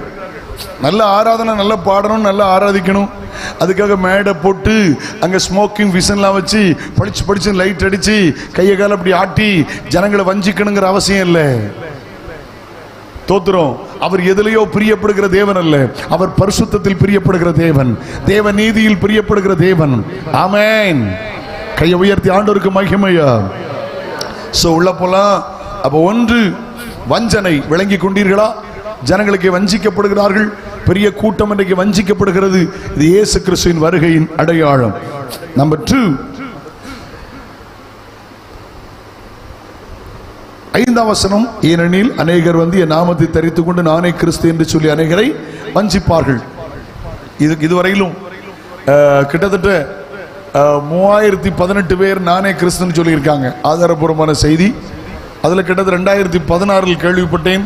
கிட்டத்தட்ட 3000 பேர் செத்து போயிட்டாங்க, 18 பேர் இருந்தாங்க. நம்ம ஊர்லயும் அப்படி சம்பவம் நடந்துச்சு. உங்க பக்கத்துல ஒரு 4-5 கிலோமீட்டருக்குள்ள அந்த சம்பவம் நடந்துச்சு. நான் தான் கிறிஸ்து என்று சொல்லி ஏமாற்றப்பட்ட சம்பவம் சமீபத்தில் நடந்தது. நம்முடைய கிருபாசனத்தில் தொடர்புடைய ஒரு தேவ மனுஷன் அதே ஊர்ல இருக்கிறார். அந்த ஊர்ல 2 சபையிலும் நான் போய் பிரசங்கம் பண்ணியிருக்கிறேன். 2 சபை இப்பவும் இருக்கு. அந்த பரிசுத்தவான் என்று சொன்னார் தெரியுமா? இவர் தான் எனக்கு ஞானசானம் தந்தார். பிதா குமாரன் பரிசுத்தாவி நாமத்தில் மூழ்கி ஞானசானம் தந்தார். ஆனா அமெரிக்காவுக்கு போயிட்டு வந்த போது சொன்னார், ஓய் உமக்கு தந்த ஞானசானம் சரியில்லை, ஓய் உமக்கு திருப்பி தரணும், ஓய் எப்படின்னு கேட்டாராம். அது இயேசு நாமத்தில்னு. அப்போ சொன்னார், ஓய் எனக்கு இல்லை ஓய் குழப்பம், உமக்கு தான் ஓய் குழப்பம். நான் எடுத்தது கரெக்டான ஞானசானம். முதல் வீழ்ச்சி என்ன தெரியுமா? இயேசுவின் நாமம் என்கிற தவறான உபதேசம். கொஞ்ச நாள் கழிச்சு சொன்னார், நான் கல்கி அவதாரம் என்றார். கொஞ்ச நாள் கழிச்சு சொன்னார், தோத்திரம் அப்படி சொன்னார். தன்னோட பெயரை பயன்படுத்தி அந்த பெயரை நான் பயன்படுத்த விரும்பல சொல்லி நான் தான். கடைசியில் தோத்திரம் 2000 ஏக்கர் இடம் வாங்கி எங்க டிஸ்ட்ரிக்ட்ல 2000 ஏக்கர் இடம் வாங்கி ஒரு ஆசிரமம் வைத்தாக. ஆசிரமம்னா ஆக சிரமம்னு அர்த்தம். பின்பற்றி போனவர்கள் so many லட்சக்கணக்கான ஃபாலோவர்ஸ். சொந்த மகன் என்கிட்ட சொன்னார். நான் ஒரு முறை பாளையங்கோட்டையில் ஒரு 15-20 வருஷத்துக்கு முந்தி டிசம்பர் டைம்ல பைபிள்லாம் வாங்குறதுக்கு போயிருந்தேன். ஒருத்தர் என்ன பார்த்து கேட்டீங்க, பாஸ்டர்னார். என்னை விட 15 வயசு தான் மூத்திருப்பார். நான் பாஸ்டர்னே. எஸ், நான் யாருன்னு தெரியுமான்னு கேட்டேன். இன்னாருடைய மகன் என்னார். எங்க 2 அண்ணனும் தம்பி சேர்ந்து எங்க அப்பா தான் தெய்வம்ட்டாங்க. இல்ல இயேசு தான் மெய்யான தெய்வம்னு நான் வீட்டை விட்டு வெளியே வந்தேன்னார். ஒரு காலத்தில் கன்னியாகுமரி மாவட்டத்தில் அவரால் எழுப்புதல், ஒரு காலத்தில் தமிழ்நாட்டில் அவரால் எழுப்புதல். தோத்திரம். எங்களுடைய மாமா இன்னைக்கு உயிரோடு இருக்காங்க. 90 வயசாச்சு. எங்க மாமாவுக்கு அண்ணன் இறந்துட்டாங்க. ஒரு காலத்தில் கன்வென்ஷன் பிரசங்கியார். சாதையா காலத்தில் Alangulam Samuel pastor number 1, Alangulam Samuel pastor number 2 என்னோட மனைவியோட தகப்பனார். அவங்க அண்ணாச்சி இன்னொரு பாஸ்டரும் உயிரோடு இருக்கிறார். இவ்வளவு பேரையும் கூப்பிட்டு இருந்தார். நான் சொன்னேன், நம்ம கூட்டிட்டு வா அப்படின்னு. இவர் என்னதான் சொல்ல போறாருன்னு இவங்க எல்லாம் போயிருக்காங்க. என்னத்தான் சொல்ல போறாருன்னு என்ன சொன்னாரா தெரியுமா? அப்போஸ்தலரை சுட்டி காட்டியிருக்கிறதே, ஒரு மனிதனை கொண்டு நியாயம் தீர்ப்பார் என்று. அந்த மனிதன் நான் தான். பின்பற்றி போன்றவர்கள் வஞ்சிக்கப்பட்டார்கள். இயேசுநாதர் வருகையின் அடையாளம் நான் தான் கிறிஸ்து என்று சொல்லி வஞ்சிப்பார்கள். ஓகே, கடந்து போகலாம். 6ஆம் வசனம். யுத்தங்களின் செய்திகளையும் கேள்விப்படுவீர்கள், கலங்காதபடி எச்சரிக்கையாருங்கள். இவைகளெல்லாம் சம்பவிக்க வேண்டியது ஜனத்துக்கு விரோதமாய் ஜனமும் ராட்சியத்துக்கு விரோதமாய் ராட்சியமும் எழும்பும். நல்ல கவனிங்க.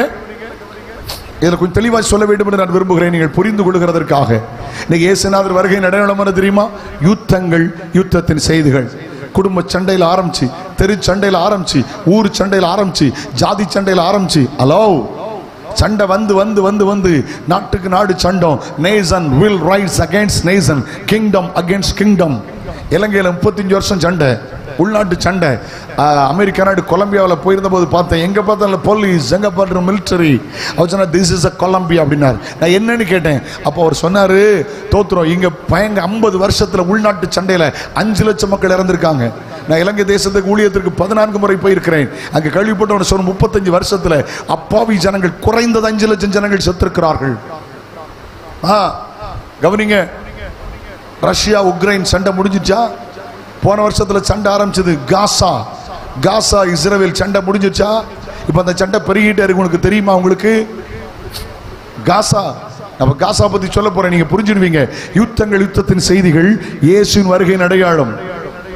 தோத்திரம். பாலஸ்தீன் ஆரம்பித்த சண்டை, பக்கத்தில் லெபனான் ஹிஸ்புல்லா தீவிரவாதிகளை தாக்கினார்கள், அங்கே சண்டை நடந்தது. ஒரு பக்கத்தில் காசாவை அடிக்கிறார்கள். இப்படி இருக்கும்போது 2000 கிலோமீட்டருக்கு அங்கே இருந்து, கவனிங்க, இஸ்ரவேலை தாண்டி ஜோர்டான், ஜோர்டானை தாண்டி ஈராக், ஈரானை தாண்டி ஈரான், 2000 கிலோமீட்டருக்கு அங்கே இருந்து சம்பந்தம் இல்லாம ஈரான் கிட்டத்தட்ட தோத்திரம் நிறைய ஸ்கட் விட்டாங்க. இஸ்ரவேல் அமைதியா இருந்துட்டு இருந்தாங்க. உலக நாடுகள் யோசித்துட்டு இருந்தாங்க, ஏன் இவ்வளவு அமைதியா இருக்காங்க? நேற்று தெரியுமா? நேற்று கேள்விப்பட்டீங்களா? நேற்று முந்தானாளா கேள்விப்பட்டீங்களா? வேற அவங்களுக்கு கடல் மார்க்கம் இல்லை, தரை மார்க்கமா போக முடியாது. ஏன்னா 2 நாடு இடையில இருக்கு. இங்க ஜோர்டான் இருக்குது, யோர்தான் இருக்கு, நாடு இருக்குது, அடுத்த நாடு ஈராக் இருக்குது. இதையும் தாண்டி போகிறதுக்கு அனுமதி இல்லை.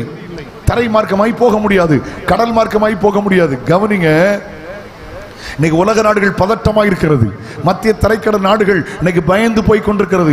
பாலைவன நாடுகள் எல்லாம் என்ன நடக்குமோ என்று பயந்து கொண்டிருக்கிறது.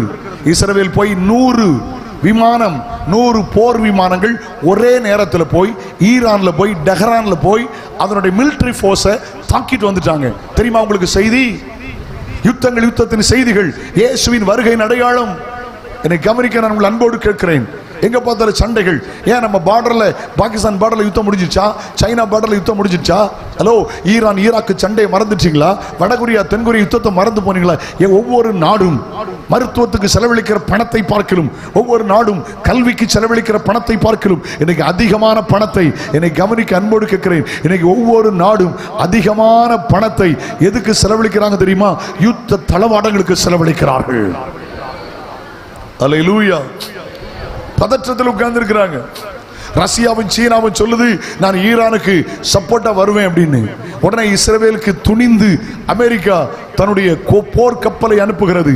இன்னைக்கு உலகமாக யுத்தம் வந்துடுமோ என்று பயந்து போயிருக்கிறார்கள். குறிப்பா ஒன்று சொல்றேன், போன வருஷம் இதே நாட்களுக்கு 1 வாரத்து 2 வாரத்துக்கு முந்தி கூடார பண்டிகை இஸ்ரவேலர்கள் அனுசரித்தார்கள்.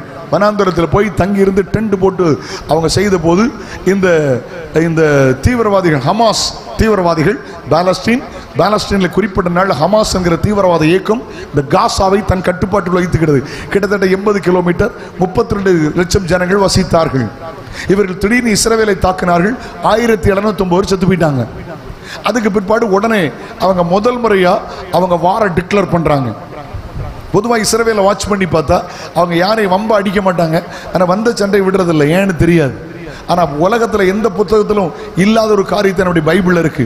இன்னைக்கு நடக்கிற காசா யுத்தம் நம்ம பைபிளில் இருக்கு. எத்தனை பேருக்கு தெரியும்? 4 வசனம் சொல்லட்டுமா? எழுதுறீங்களா? இன்னைக்கு நடக்கிற காசா யுத்தம் 2000 வருஷத்துக்கு முந்தி, பழைய ஏற்பாடு எழுதி 3000 வருஷம் ஆச்சு, புதிய ஏற்பாடு எழுதி 2000 வருஷம் ஆச்சு. 3000 வருஷத்துக்கு முந்தியே நம்முடைய பைபிளில் எழுதப்பட்டிருக்கிறது. வாசிங்களேன். செப்பனியா 2ஆம் அதிகாரம் 4ஆம் வசனத்தை வாசிங்கள். Zephaniah chapter 2 verse 4. காசா குடியேற்று அக்ஸ்தலோன் பாழாகும், அஸ்தரோத்தை பட்ட பகலில் பறக்கடி. காசா குடியேற்று போகும். 32 லட்சம் ஜனங்கள் வாழ்ந்தார்கள். யுத்தம் ஆரம்பித்து 1 வருஷம் ஆகிறது. 45,000 ஜனங்கள் மரித்து போனார்கள். இன்றைக்கு சொந்த தேசத்திலே, சொந்த நாட்டிலே அப்பாவி ஜனங்கள், தோத்திரம், 1 லட்சம் ஜனங்கள் அகதிகளாயிருக்கிறார்கள். இஸ்லாமியர்கள் நல்லவர்கள், யூதர்கள் நல்லவர்கள், ஒரு இஸ்லாமின் சாவதை நான் விரும்புகிறவன் அல்ல, ஒரு யூதன் சாகிறதை விரும்புகிறவன் அல்ல. எல்லாரும் கர்த்தருடைய பார்வையில் விலையேறப்பட்டவர்கள் அல்ல. கவனிங்க. ஆனால் பரிசுத்த வேதாகமத்தில் சொல்லி இருக்கிறது, காசா குடியேற்று போகும். இதுவரையிலும் நடக்காத சம்பவம் இன்னைக்கு நடந்து விட்டது. இன்னும் ரட்சிக்கப்படுவர்களுக்கு மனது இருக்கிறதா? வேறுபடுவர்களுக்கு மனதில்லையோ? அபிஷேகம் வருவர்களுக்கு மனதில்லையோ? உலகத்தை வெறுக்க மனதில்லையோ? இயேசுநாதர் வருகையின் அடையாளம் யுத்தங்கள், யுத்தத்தின் செய்திகள், இன்றைக்கு நாம் பார்க்கிற இந்த சம்பவங்கள் எல்லாம் அவர் வருகையின் அடையாளம். அல்லேலூயா. எரேமியா 47 அதிகாரம் 5 வசனத்தை வாசிங்கள். எரேமியா 47 verse 5. காசா மொட்டையடிக்கப்படும், காசா மொட்டையடிக்கப்படும், அவர்களுடைய பள்ளத்தாக்கிலே, அவருடைய பள்ளத்தாக்கிலே மீதியாகிய அஸ்கலோன் சங்காரமாகும். அவங்களுக்கு பெரிய பள்ளத்தாக்கு உங்களுக்கு தெரியுமா? நிறைய நாடுகள் சுரங்க பாதை வைத்திருக்கிறார்கள். இப்பொழுது ஹிஸ்புல்லா தீவிரவாதிகள் அந்த லெபனான் அங்க போய் பார்த்தா சுரங்க பாதை. ஆனா உலகத்திலே நிறைய பெரிய சுரங்க பாதைகளுக்குள்ள வீடும் சுரங்க பாதைகளுக்குள்ள அணு ஆயுதமும். கவனிங்க, இப்போ இவ்வளவு அடிச்சுக்கிட்டு இருக்காங்க. அங்க அந்த லெபனான்ல இருந்து ஹிஸ்புல்லா தீவிரவாதிகள் உள்ளே இருந்து ராக்கெட் விடுறான். எங்க இருந்து வர்றானா சேட்டலைட்ல கவனிக்கல. பிறகு பார்த்தா எங்க இருந்து விட்டான் தெரியுமா? உள்ள பள்ளத்தாக்கிலே. இங்க வசனம் சொல்லுகிறது, கண்டுபிடித்து விட்டார்கள். இப்பொழுது எல்லா சுரங்க பாதைகளையும் அடித்து நொடுக்குகிறார்கள். காசா மொட்டையடிக்கப்படும். நீங்க 1.5 வருஷத்துக்கு முந்தி காசாவுடைய போட்டோவை, சேட்டலைட் போட்டோவை எடுத்து பாருங்க. இன்னைக்கு பிரசன்ட்ல இன்னைக்குள்ள காசாவுடைய போட்டோ எடுத்து பாருங்க. கம்ப்ளீட்டா மொட்டையடிக்கப்பட்டு பெரிய பெரிய கட்டடங்கள் இடிக்கப்பட்டு போய்விட்டது. தீர்க்க தரிசனம் நிறைவேறிவிட்டது. இவைகளெல்லாம் உண்மையானால் மத்திய ஆகாயத்தில் இயேசு சீக்கிரம் வரப்போகிறார். ஆயத்தப்படுங்கள். ஆமென். ஆமோஸ் தீர்க்கதரிசி கொண்டு கர்த்தர் சொன்னார் அல்லவா, ஆயத்து, உன் தேவனை சந்திக்க நீ ஆயத்தப்படு. அல்லேலூயா. சகரியா 9 அதிகாரம் 5 வசனத்தை வாசிங்கள். சகரியா அதை கண்டு பயப்படும், அக்சலோன் அதை கண்டு பயப்படும், காசாவும் அதை கண்டு மிகவும் துக்கிக்கும், காசாவும் அதை கண்டு மிகவும் துக்கிக்கும், எக்ரோனும் தன் நம்பிக்கை அற்று போனபடியால் மிகவும் பிரலாபிக்கும். காசாவிலே ராஜா அழிந்து போவான். எதை கண்டு துக்கிப்பார்கள்? எதை கண்டு அழிந்து போவார்கள்? கவனம், ஆதாரபூர்வமா சொல்றேன். கவனிங்க, நான் பேப்பர்ல வந்ததை நியூஸை சொல்றேன், அதுக்கு எனக்கு அதிகாரம் இருக்கிறது. கவனிங்கள், காசாவில் ராஜா அழிந்து போவான். கவனிங்க, பாலஸ்தீன்ல இருந்து ஒரு ஹமாஸ் என்கிற தீவிரவாதம் ஏற்பட்டு காசாவை தன்னுடைய கட்டுப்பாட்டில் வைத்துக் கொண்டார்கள். உங்களுக்கு தெரியுமா? ஈரானின் அதிபதி ஒரு ஹெலிகாப்டர் விபத்தில் மரித்து போகிறான். இப்பொழுது அடுத்த அதிபதியை தெரிந்து கொள்ளுகிறார்கள். அடுத்த அதிபதியை தெரிந்து கொள்ளும்போது சீஃப் கெஸ்டா யார் போறா தெரியுமா? இந்த காசாவின் தலைவன், இந்த ஹமாஸுடைய தீவிரவாதி, இந்த ஹனி இஸ்மாயில், இவன் போகிறான். இவன் போய் பாதுகாப்பான இடத்துல இருக்கிறான். ஈரான்ல, இந்த டெஹ்ரான்ல இந்த மிலிட்டரி ஃபேஸ் இருக்கிற பாதுகாப்பான இடத்துல இருக்கிறான். பேப்பர் படிச்சீங்களா? தெரியுமா அவங்களுக்கு? தோத்திரம். அந்த இடத்துல மாத்திரம் பாம் பிளாஸ் ஆகி அவன் மரித்து போகிறான். ஹமாஸுடைய தலைவன். காசாவில் ராஜா அழிந்து போவான். அடுத்த தலைவனை கொண்டு விட்டார்கள். போன வாரத்தில் ஒரு தலைவனை கொண்டார்கள். கிட்டத்தட்ட 20 ஆண்டுகள் அவன் இவனை விட மோசம். 20 ஆண்டுகள் இஸ்ரவேல் சிறைச்சாலையில் இருந்தவன். என்னை கவனிங்கள், அவன் குறிப்பிட்ட ஒரு உடன்படிக்கையில விடுதலையாக்கப்பட்டான். ஆனால் அவன் தான் கிட்டத்தட்ட போன வருஷம் அந்த இஸ்ரவேல் இருந்த அட்டாக்கு அவன் தான் காரணமாம். நடந்த சம்பவத்தை பாருங்கள். போன வாரத்தில் கொண்டு விட்டார்கள். இன்னைக்கு அவருடைய தலைமைத்துவம் இல்லாதனால் முழு உலகத்திலும் பதற்றம் ஏற்பட்டிருக்கிறது. வேதம் சொல்லுகிறது, காசாவில் ராஜா அழிந்து போவான். இன்னைக்கு நடக்கிற யுத்தங்கள், யுத்தத்தின் செய்திகள் இயேசு கிறிஸ்துவின் வருகையின் அடையாளம். ஒரு எழுத்து விருப்பம் மாறாது. அவர் வரப்போகிறார். தாமதிக்கிறார் என்று சிலர் எண்ணுகிறபடி கர்த்தர் தம்முடைய வாக்குத்தத்தங்களை குறித்து தாமதமாகாமல் 2 பேதுரு 3:9 எல்லாரும் ரட்சிக்கப்பட வேண்டும் என்று அவர் நீடிய பொறுமை உள்ளவராயிருக்கிறார். அல்லேலூயா. ஒரு வசனம் கூட வாசிப்பீங்களா? ஆமோஸ் 1 அதிகாரம் அதனுடைய 7 வசனம். ஆமோஸ் chapter 1 verse 7 வாசியுங்கள். 1:7. காசாவின் மதிலுக்குள் தீ கொளுத்துவேன், அது அதனுடைய அரண்மனைகளை பட்சிக்கும். நீங்க பாருங்க, வீடியோஸ் பாருங்க, எடுத்து பாருங்க. இவங்க ஸ்கட் விட்டாங்க. இந்த ஒரு வருஷமா பாத்தீங்கன்னா 45,000 ஜனங்கள் இறந்து போனார்கள். ஐயோ, குழந்தைகள் கூட இறந்தார்கள். ஐயோ, வாலிபர்கள் கூட இறந்தார்கள். பெண்கள் கூட இறந்தார்கள். பரிதாபமா இருக்கிறது. அகதி முகாம்கள் கூட போட்டுட்டாங்க, செத்து போயிட்டாங்க. அங்கங்க பார்த்து குப் குப் குப்னு தீ அடியும் போட்டிருக்குது. காசாவின் மதிலுக்குள் தீ கொளுத்துவேன். இதெல்லாம் பாலஸ்தீன் மேல் வருகிற நியாய தீர்ப்பு என்று என் வேதம் சொல்லுகிறது. கையை உயர்த்தி அல்லேலூயா சொல்லுங்கள். வேதத்தை படித்து பாருங்கள். இது பாலஸ்தீனத்தின் மேல் வருகிற நியாய தீர்ப்பு என்று வேதம் சொல்லுகிறது. நிறைய பேச ஆசை, எனக்கு முடியலையே. கடைசி 2 சொல்லட்டுமா? இன்னைக்கு எங்க பார்த்தாலும் இஸ்ரேலுக்கு விரோதமான சண்டை. துருக்கி இஸ்ரேலுக்கு சப்போர்ட் இல்லை.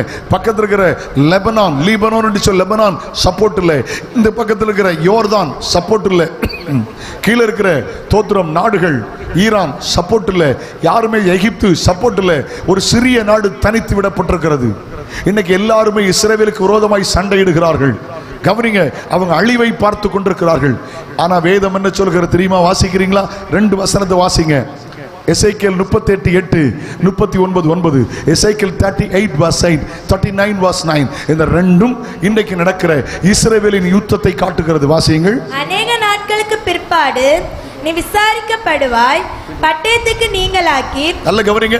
அநேக நாட்களுக்கு பிற்பாடு நீ விசாரிக்கப்படுவாய், பட்டயத்துக்கு நீங்களாகி. கவனமா கேளுங்க, ஒரு தீர்க்க தரிசனத்தை சொல்றேன். பட்டயத்துக்கு நீங்களாகி பற்பல ஜனங்களிலிருந்து இருந்தவர்களிலிருந்து சேர்த்து கொள்ளப்பட்டு. நல்ல கவனிங்க. எப்படி எப்படி எப்படி சொல்லுங்க? இயேசுநாதர் வருகையின் அடையாளம் என்ன?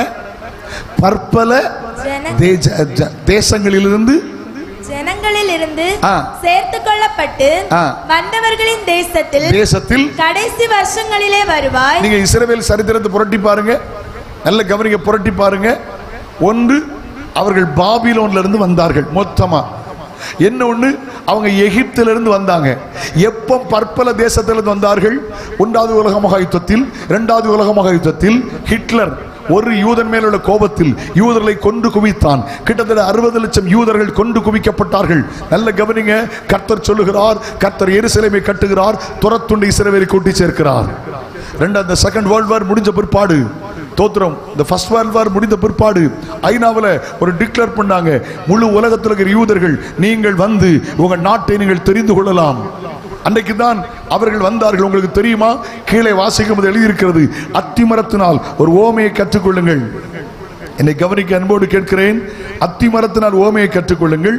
அது துளிர் விட்டு இளங்களை தோன்றும் போது வசந்த காலம் சமீபமாயிருக்கிறது அறியுங்கள். இதை நீங்கள் பார்க்கும்போது இயேசு மனுஷகுமாரன் வாசலுகை வந்து விட்டார் அறியுங்கள். உங்களுக்கு ஒன்று சொல்லட்டுமா? ஏசாயா 5ஆம் அதிகாரத்தில் வாசிக்கிறோம், அந்த திராட்சை செடி இஸ்ரவேல் வம்சம், திராட்சை செடி இஸ்ரவேல் வம்சத்துக்கு அடையாளம். ஓகே, ஒலிவ மரம், ஆலிவ் ட்ரீ.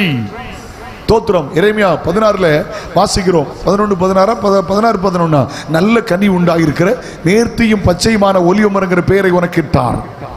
ஆண்டவர் சங்கீதத்தில் வாசிக்கிறோம், தோத்திரம், நல்ல கனி உண்டாயிருக்கிற நேர்த்தியும் பச்சையுமான பெயரை கர்த்தர் உனக்கு இட்டார். தாவீது சொல்லார், நானோ தேவனுடைய ஆலயத்தில் பச்சையான ஒலிவ மரம். 122 சங்கீதத்தில் வாசிக்கிறோம், உன் பிள்ளைகளுடன் பந்தி சுற்றிலும் ஒலிவ மர கன்றுகளை போல் இருப்பார்கள். வாசலின் நட்ட கதவு ஒலிவ மரம், வாசலின் கதவு ஒலிவ மரம். நல்ல கவனிங்க, அங்கே இருக்கிற விளக்கில் ஊற்றப்படுகிற எண்ணெய் ஒலிவ எண்ணெய். அங்கே இருக்கிற 2 கேருபீன்கள் ஒலிவ மரம். ஒலிவ மரம் என்றால் இஸ்ரவேல் ஜனங்களுடைய ஆவிக்குரிய வாழ்க்கை. அத்தி மரம் என்றால் தெரியுமா? அரசியல். 1947 ஆகஸ்ட் 15 இந்தியா சுதந்திரம். 1948 மே மாசம் 14ஆம் தேதி இஸ்ரவேல் என்கிற தனி நாடு ஸ்தாபிக்கப்பட்டது. வாசிக்கிறீங்களா? எரேமியா தீர்க்கதரிசன புஸ்தகம் 24ஆம் அதிகாரம் 5-6 வசனங்களை வாசிங்கள். எரேமியா 24:5-6 வசனங்கள். மைக்ல வாசிப்பில்லை. நான் இவ்விடத்திலிருந்து வாசி வேகம் வாசி. நான் இவ்விடத்திலிருந்து கல்தேயர் தேசத்துக்கு சிறைப்பட்டு போகவிட்ட யூதரை நான் இந்த நல்ல அத்திப்பழங்களுக்கு ஒப்பிட்டு. யாராவது நல்ல வாசிமா, கரெக்ட் வாசி ப்ளீஸ் ப்ளீஸ். முக்கியமான வசனம், தெளிவா வாசிமா. நான் இவ்விடத்திலிருந்து கல்தேயர் தேசத்துக்கு சிறைப்பட்டு போன யூதர்களை நான் இந்த நல்ல அத்திப்பழங்களுக்கு ஒப்பிட்டு, நல்ல அத்திப்பழங்களுக்கு ஒப்பிடுவேன். அவர்களுக்கு நன்மை உண்டாக, அவர்களை அங்கீகரிப்பேன். நான் மறுபடியும் அவர்களை ரெகக்னைஸ் பண்ணுவேன். அவர்களுக்கு நன்மை உண்டாக நான் என் கண்களை அவர்கள் மேல் வைப்பேன். அவர்களை இந்த தேசத்துக்கு திரும்பி வர பண்ணி. ஆண்டவர் சொல்றாரு, நீ எங்க போனாலும் சரி, நான் இந்த தேசத்துக்கு திரும்பி வர பண்ணுவேன். அவர்களை கட்டுவேன், அவர்களை இடிக்க மாட்டேன், அவர்களை நாட்டுவேன், அவர்களை பிடுங்க மாட்டேன். ஆண்டவர் சொல்லுகிறார், அத்தி மரம், அத்தி பழம் என்றால் இஸ்ரவேலுடைய அரசியல். ஒரு சின்ன நாடு, நான் நேரடியா போயிருக்கிறேன், ஒண்ணுமே பார்க்க முடியாது. இன்னைக்கு இவ்வளவு யுத்தம் பண்றாங்க. ஒரு 10 நாள் அங்க இருந்திருக்கிறேன். நான் நினைச்சு பார்த்தேன், பைபிள் அப்படி ஏதாவது பார்த்துடலாம், ஒன்றும் பார்க்க முடியாது. அங்கே எருசலேமே பார்த்து வரலாம், அங்கே போய் அந்த கலிலேயா கடலில் போய் டிராவல் பண்ணலாம், இதைத்தான் பார்க்கலாம். ஒன்று எங்கடா வச்சிருந்தாங்க இவ்வளவு தெரியல, எங்க வச்சிருந்தாங்கன்னு தெரியல. சின்ன நாடு, ஒரு சின்ன நாடு. இதுக்கு முந்தி நடந்திருக்கிறது. அத்தனை நாடுகளும் சேர்ந்து அடிக்க பார்த்தார்கள். நடந்தது என்ன? 7 நாளிலே அவர்கள் தோற்றுவிட்டார்கள். இஸ்ரவேல் ஜெயித்தது. சரித்திரத்தை புரட்டி பாருங்கள் என்ன நடக்குது. இன்னை நடக்கிற யுத்தங்கள் இயேசுவின் வருகையின் அடையாளம். 38:8 வாசிங்களா? மறுபடியும் வாசிங்க. 38:8 சைக்கிள். அநேக நாட்களுக்கு பிற்பாடு வாசிட்டே இருமா. நீ விசாரிக்கப்படுவாய், பட்டயத்துக்கு நீங்களாகி பற்பல ஜனங்களிலிருந்து சேர்த்து கொள்ளப்பட்டு வந்தவர்களின் தேசத்தில் கடைசி வருஷங்களிலே வருவாய். நெடுநாள் பாழாய் கிடந்து, நெடுநாள் பாழாய் இருந்து பிற்பாடு ஜாதிகளிலிருந்து கொண்டு வரப்பட்டவர்கள் எல்லாரும் சுகத்தோடு குடியிருக்கும் இஸ்ரவேலின் மலைகளுக்கு விரோதமாய், இன்னும் எல்லாரும் இஸ்ரவேலின் மலைகளுக்கு விரோதமாய் யுத்தம் பண்ண ஆரம்பித்து விட்டார்கள். இது இயேசுவின் வருகை அடையாளம். 39:9 இஸ்ரவேல் பட்டணங்களின் குடிகள், இஸ்ரவேல் பட்டணத்தின் குடிகள் வெளியே போய் எங்க போனார்கள்? காசாவுக்கு போனார்கள். எங்க போனார்கள்? பாலஸ்தீன் போனார்கள். எங்க போனார்கள்? அந்த லெபனான் இஸ்புல்லாவுக்கு போனார்கள். இப்ப எங்க போயிருக்கிறார்கள்? ஈரான் போயிருக்கிறார்கள். இதுவரையிலும் ஈரானும் இஸ்ரவேலும் நேரடியாய் சண்டை போட்டதே இல்லை. ஈரான் யாரை தூண்டி விட்டது? இஸ்புல்லாவை தூண்டி விட்டது. யாரை தூண்டி விட்டது? அந்த தோத்திரம் ஏமன் நாட்டில் உள்ள ஹவுதீஸை தூண்டி விட்டாங்க. இங்க இருக்கிற ஹமாஸை தூண்டி விட்டாங்க. டைரக்டா அவங்க சண்டை போடவில்லை. அவங்க எல்லாருக்கும் சரித்திரத்தை புரட்டி பார்த்தால் இவங்க தான் ஆயுதங்களை சப்ளை பண்ணாங்க. இது முதல் முறையாய் ஃபர்ஸ்ட் டைம் இஸ்ரவேலும் ஈரானும் நேரடியாக எடுத்துக் கொண்டார்கள். இவர்கள் வெளியே போய் வில்லுகளையும் அம்புகளையும் எடுத்து எரிப்பார்கள் என்று எழுதியிருக்கிறது. வாசிமா. கேடகங்களும் பரிசைகளும் வில்லுகளும் அம்புகளும் வளைத்தடிகளும் ஈட்டிகளுமாகிய ஆயுதங்களை எடுத்து எரிப்பார்கள். 7 வருஷம் அவைகளை எடுத்து எரிப்பார்கள். 7 வருஷம் அவர்கள் எடுத்து எரிப்பார்கள். இன்னைக்கு நடக்கிற யுத்தத்தின் செய்திகள் இயேசுவின் வருகை அடையாளம். பேசிட்டே போலாமா? பைபிளில் இல்லாத ஒன்றுமே இல்லை. இயேசுட்ட போய் கேட்டாங்க, எப்போ இதெல்லாம் நடக்கும்? வருகைக்கும் உலகத்தின் முடிவு அடையாளம் என்ன? ஜனங்கள் வஞ்சிக்கப்படுவார்கள். யுத்தத்தின் செய்திகளை கேள்விப்படுவீர்கள். அதிகமாய் பரிசுத்தம் உள்ளவன் இன்னும் பரிசுத்தமாகட்டும், நீதி செய்கிறவன் இன்னும் நீதி செய்யட்டும், அவனவனுடைய கிரியைகளின்படி அவனவனுக்கு நான் அளிக்கும் பலன் என்னோடு வருகிறது என்று கர்த்தர் சொல்லுகிறார். கையை உயர்த்தி அல்லேலூயா சொல்லுங்கள். பரிசுத்தத்தை அதிகப்படுத்துங்கள், ஜெபத்தை அதிகப்படுத்துங்கள், வேத வாசிப்பை அதிகப்படுத்துங்கள், கர்த்தரை அதிகமாய் சார்ந்து கொள்ளுங்கள். இதெல்லாம் பார்க்கும்போது இயேசு சீக்கிரம் வருகிறார் அறிந்து கொள்ளுங்கள். கையை உயர்த்தி அல்லேலூயா சொல்லிடலாமா?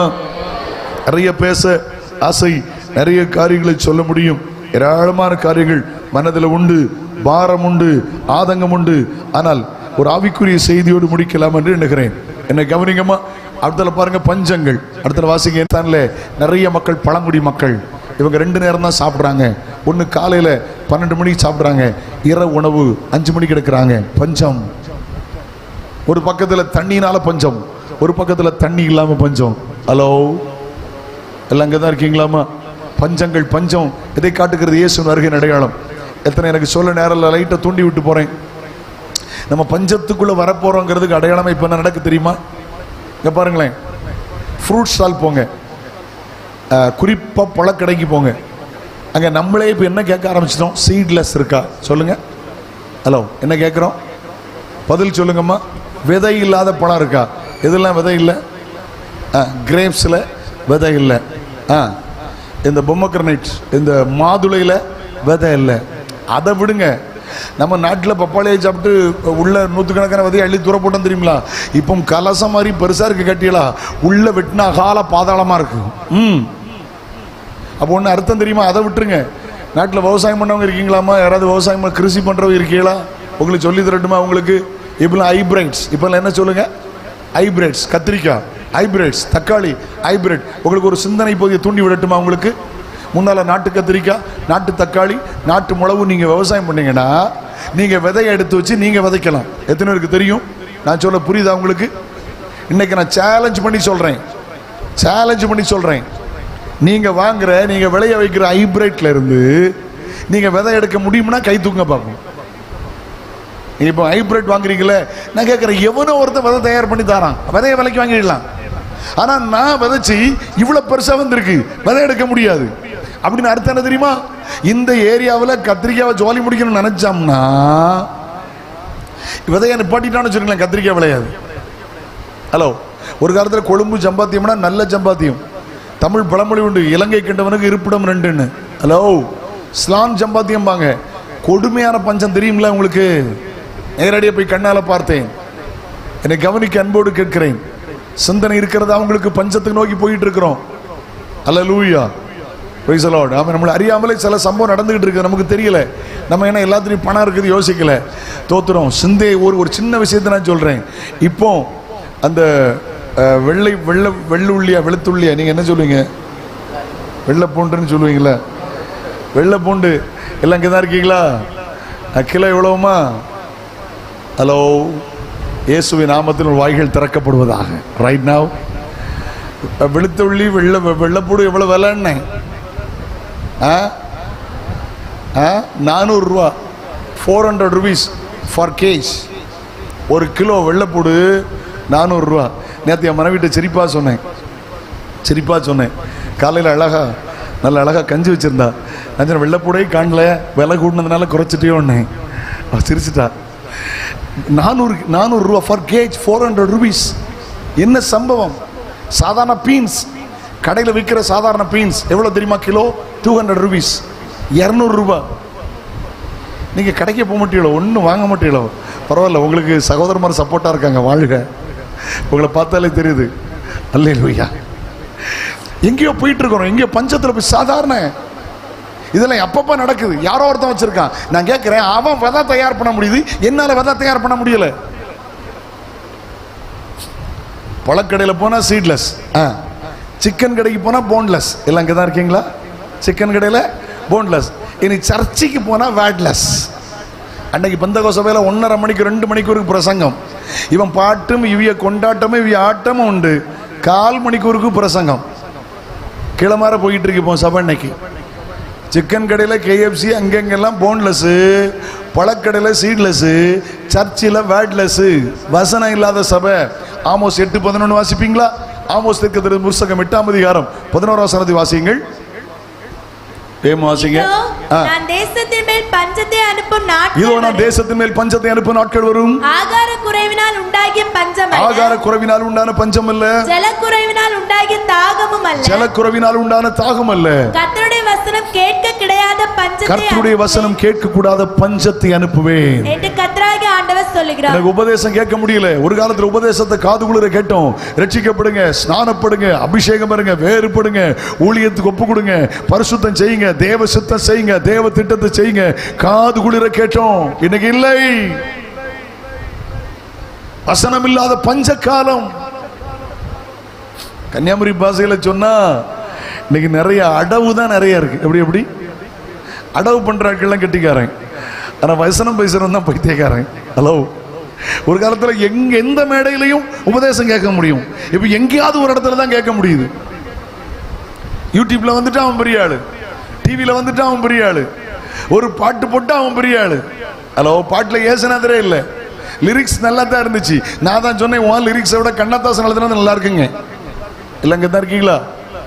கோப்பையிலே குடியிருப்புன்னு பாவம் அவரை பத்தி சொல்றாங்க, நிறைய மதுபானம் அறந்து வரான்.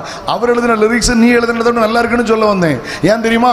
இயேசு காவியம்னு எழுதி வச்சுட்டு செத்தாரு. அந்த இயேசு காவியத்தை நான் படிச்சிருக்கேன். அதுல கடைசியில் என்ன முடிச்சார் தெரியுமா? மண்ணிடை இயேசு மீண்டும் வருவது சத்தியமே எழுதி முடிச்சாரு. ஆச்சரியமா இருக்கு. கடைசி காலத்தில் உட்கார்ந்து இருக்கிறோம். இன்னைக்கு பஞ்சங்கள் இயேசுவின் வருகை அடையாளம். கொள்ளை நோய்கள் கவனிங்க. ஆமா, சிக்கன் குனியா வந்துச்சு, அடுத்தல எலிக்காய்ச்சல் வந்துச்சு, டங் ஃபீவர்ஸ், கொடூரமான வியாதிகள், பிளேட்லெட் 1 லட்சம் 2 லட்சம் இருந்து 2 நாள்ல கீழே வந்துடும். அடுத்தால பாருங்க, அடுத்தால வியாதி வந்துச்சு, கொரோனா. ஆயுசு காலத்தில் மறக்க முடியாதுல்ல. விமானம் ஓடல, பஸ் ஓடல, ட்ரெயின் ஓடல, பள்ளிக்கூடம் இல்லை.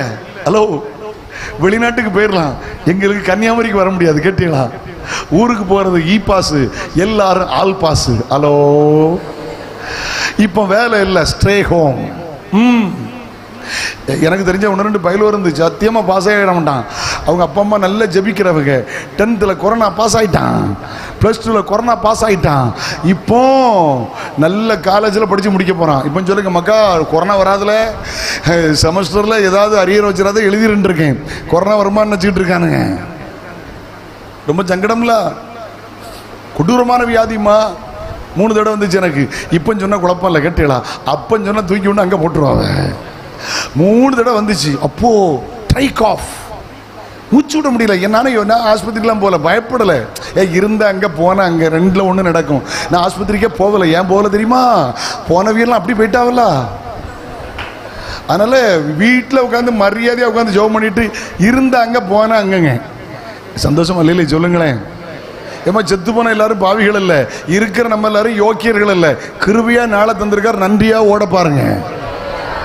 ஏமா கொள்ளை நோய், கடுமையான கொள்ளை நோய், டக்குன்னு பரவுறதை பார்த்தேன். ரொம்ப கொடுமையா இருந்துச்சு. நான் நினைச்சேன் கொரோனா வந்தபோது ஒருத்தருக்கு வேலை இல்லை, வியாபாரம் இல்லை, கிருஷி இல்லை, எல்லாம் பஞ்சத்தில் செத்து போயிருக்குன்னு நினைச்சேன். ஆனால் என் கணக்கு தப்பா போச்சு. கொரோனா முடிஞ்சு பார்த்தா அரசாங்கம் நிறைய அரிசியெல்லாம் கொடுத்துச்சுலா, நிறைய கிடச்சி வீட்டில் உட்காந்து சாப்பிட்டு எல்லாம் பாசான் தேசத்தை கொளுத்த விருதுகள் மாதிரி ஆயிட்டு. என்னை சேர்த்தான் சொல்லுதேன், 2-3 மாதம் ஒரு பேண்ட்டும் சேரில் கட்டியலாம். ஏன்னா வீட்டிலே உட்காந்து. ஹலோ, எவ்வளோ கஷ்டம் தெரியுமா? அல்லேலூயா. ரொம்ப வேடிக்கையாக இருந்துச்சு, அதே நேரம் வேதனையாக இருந்துச்சு. நிறைய தலைமுறைகளை இழந்தோம், நிறைய பரிசுத்தவான்களை இழந்தோம், நிறைய உறவுகளை இழந்தோம். இந்த கொள்ளை நோய்கள் எல்லாம் இயேசுவின் வருகையின் அடையாளம். நான் முடிக்கிறேன், ஆனால் ஒரு செய்தியோடு முடிக்க விரும்புகிறேன். இயேசுவின் வருகையின் அடையாளம். தெசலோனிக்கே சபைக்கு பவுல் எழுதும்போது எழுதுகிறார், கர்த்தர் ஆரவாரத்தோடும் பிரதானத்தோடு சத்தத்தோடும் தேவ எக்காளத்தோடும் வானத்திலிருந்து இறங்கி வருவார். கிறிஸ்துவுக்குள் மரித்தவர்கள் முதலாவது எழுந்திருப்பார்கள், பின்பு உயிரோடு நாம் எடுத்துக்கொள்ளப்பட்டு இவ்விதமாய் என்றென்றைக்கும் அவரோடு இருப்போம். ஆகையால் இந்த வார்த்தைகளினாலே ஒருவரை ஒருவர் தேற்றுங்கள். அந்த ஒரு வார்த்தை கவனிங்க, உயிரோடு இருக்கிற நாமும். எல்லாரும் சொல்லுங்க, கமான், அந்த வார்த்தை சொல்லுங்க. உயிரோடு இருக்கிற நாமும் எடுத்துக்கொள்ளப்பட்டு. உயிரோடு இருக்கிற நீங்கள் ஒருவேளை நம்முடைய தலைமுறையில் கர்த்தர் வந்தால் எடுத்துக்கொள்ளப்பட முடியுமா? அடையாளத்தை சொல்லிட்டேன், நிறைய பேச ஆசை. உலகத்தின் முடிவின் அடையாளமும் என்னிட சொல்ல எனக்கு வேதத்தின்படி எனக்கு உண்டு, ஆனால் நேரம் அனுமதிக்கலை. நம்முடைய கண்களுக்குமாக நிறைந்து விட்டது, நம்முடைய கண்களுக்குமாக இவை நடந்து கொண்டிருக்கிறது. இவைகள் எல்லாம் இயேசுவின் வருகையின் அடையாளம். என்னை கவனிக்க அன்போடு கேட்கிறேன். பிரைஸ் தி லார்ட், ஹல்லேலூயா. இயேசு வருவார்னால் உயிரோடுக்கு நாம் எடுத்துக்கொள்ளப்பட முடியுமா? ஆயத்தமா இருக்கீங்களா? வாசிக்கிறோம்ல, ஆயத்தப்படுத்து, நீ அவர்களுக்கு காவலாளனாகிறே.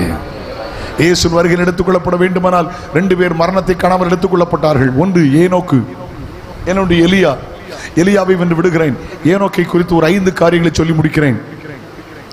எலியா திருமணமாகாத பரிசுத்தவான், தியாகி. அந்த ஊழியத்தையும் கர்த்தர் அங்கீகரித்தார். ஏனோக்கு மனைவி பிள்ளைகளோடு வாழ்ந்த பரிசுத்தவான், குடும்ப வாழ்க்கையும் கர்த்தர் அங்கீகரித்தார். ஏனோக்கு மரணத்தை காணாமல் எடுத்துக்கொள்ளப்பட காரணம், ஏனோக்குங்கிற வார்த்தைக்கு அர்த்தம் பிரதிஷ்டை. எல்லா பேருக்கும் அர்த்தம் உண்டு. ஒரு பிரதிஷ்டை உள்ள வாழ்க்கை. ஜனங்கள் மோசம், ஜனங்கள் பாவிகள். ஆனால் ஏனோக்கு தேவனோடு சஞ்சரித்தவன், ஏனோக்கு தேவனோடு நடந்தவன், ஏனோக்கு தேவனோடு பேசினவன், ஏனோக்கு ஒரு எதிர்பார்ப்புள்ளவன். கவனிங்க, நம்பர் 1 பிரதிஷ்டை. எது பிரதிஷ்டை? ரோமர் 8ஆம் அதிகாரத்தில் பவுல் சொல்கிறார், இவை ஒன்றும் கிறிஸ்துவின் அன்பை விட்டு பிரிக்க மாட்டாது நிச்சயித்திருக்கிறேன். எது பிரதிஷ்டை? என்ன வந்தாலும் சரி, இவை ஒன்றும் கிறிஸ்துவின் அன்பை விட்டு என்னை பிரிக்க முடியாது. The dedication life. Number 2, ஆதியாகமம் 5ஆம் அதிகாரம், எபிரேயர் 11ஆம் அதிகாரம், யூதா நிருபம்.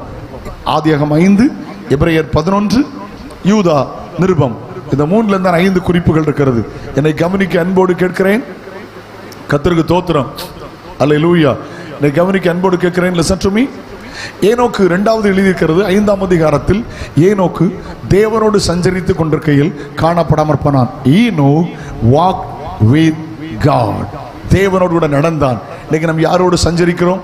அல்லேலூயா, தோத்திரம். இயேசுவோடு சேர்ந்திருப்பது, இயேசுவோடு சஞ்சரிப்பது, அல்லேலூயா, நமக்கு பாக்கியமான ஒரு வாழ்க்கை. கரங்களை உயர்த்தி ஆண்டவருக்கு மகிமை அல்லேலூயா சொல்லுங்கள். இயேசுவோடு இணைந்து வாழுங்கள். ஏனோக்கு தேவனோடு சஞ்சரித்தான், தேவனோடு வாழ்ந்தான். தோத்திரம். தேவனோடு இருந்தால் உங்க சுவாபங்கள் தேவனை போல மாறிவிடும். ஹல்லேலூயா, glory be to God, amen. Number 3, ஏனோ அவரோடு நடந்தா உங்க வாழ்க்கை மாறிடும். பாருங்க, லூக்கா 19ஆம் அதிகாரத்தில் சகையு இயேசுவோடு நடந்தான். சகை வாழ்க்கை மாறிவிட்டது. தோத்திரம். பாவத்தை அறிக்கை பண்ணினார், சுவாபத்தை மாற்றினார். யாற்றியா வாங்கியிருந்தா, அநியாயம் வாங்கியிருந்தா திருப்பி கொடுக்கங்கிறார், நாளத்தனையா திருப்பி கொடுக்கங்கிறார். லேவியராகமத்தில் படித்தேன். தோத்திரம். ஆடு களவாண்டு மாடு களவாண்டு தின்னுட்டா 4 பங்கு திருப்பி கொடுக்கணும். அல்லேலூயா. அப்போ சகைவு யார் தெரியுமா? ஆட்டு களவாணி. எல்லாம் இங்கே தான் இருக்கீங்களா? நான் சொல்லலை, பைபிள் சொல்லுது. 4 பங்கு திருப்பி தரம்னா என்ன? அப்போ ஆட்டு களவாணி தானே. அப்போ இயேசுவோடு நடந்தால் சுவாபம் மாறுது. லிசன், இயேசுவோடு நடந்து பாருங்க, உடைய வாழ்க்கை மாறும். அவர் பரிசுத்தர், அவர் தாழ்மை உள்ளவர், அவர் அன்புள்ளவர், அவர் சகிப்பு தன்மை உள்ளவர், அவர் தேவ சித்தம் செய்கிறவர், அவர் ஜெபிக்கிறவர். ஹல்லேலூயா.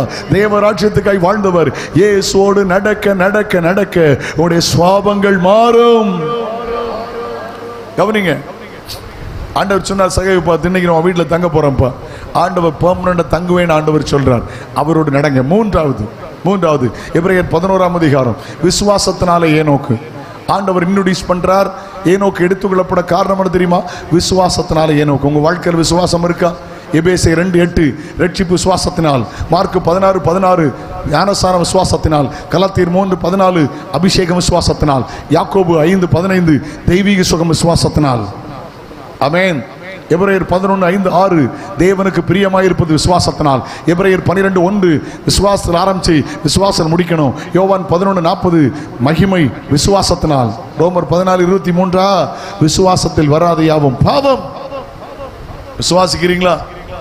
தோத்திரம். விசுவாசம் என்பது நம்பப்படுகிற உறுதி, காணப்படாத நிச்சயம். ஆண்டவர் எடுத்துக்கொள்ளப்படுறதுக்கு முந்தைய அந்த ஏனோக்கு பிரித்து சொன்னார், விசுவாசத்தினாலே ஏனோக்கு. ஆமென். அடுத்த வார்த்தை சொல்லுகிறது, ஏனோக்கு எடுத்துக்கொள்ளப்படுறதுக்கு முந்தி தேவனுக்கு பிரியமானவன் என்று சாட்சி பெற்றான். எல்லாரும் அந்த வார்த்தை பதிவு செய்யுங்கள். என்ன பெற்றான்?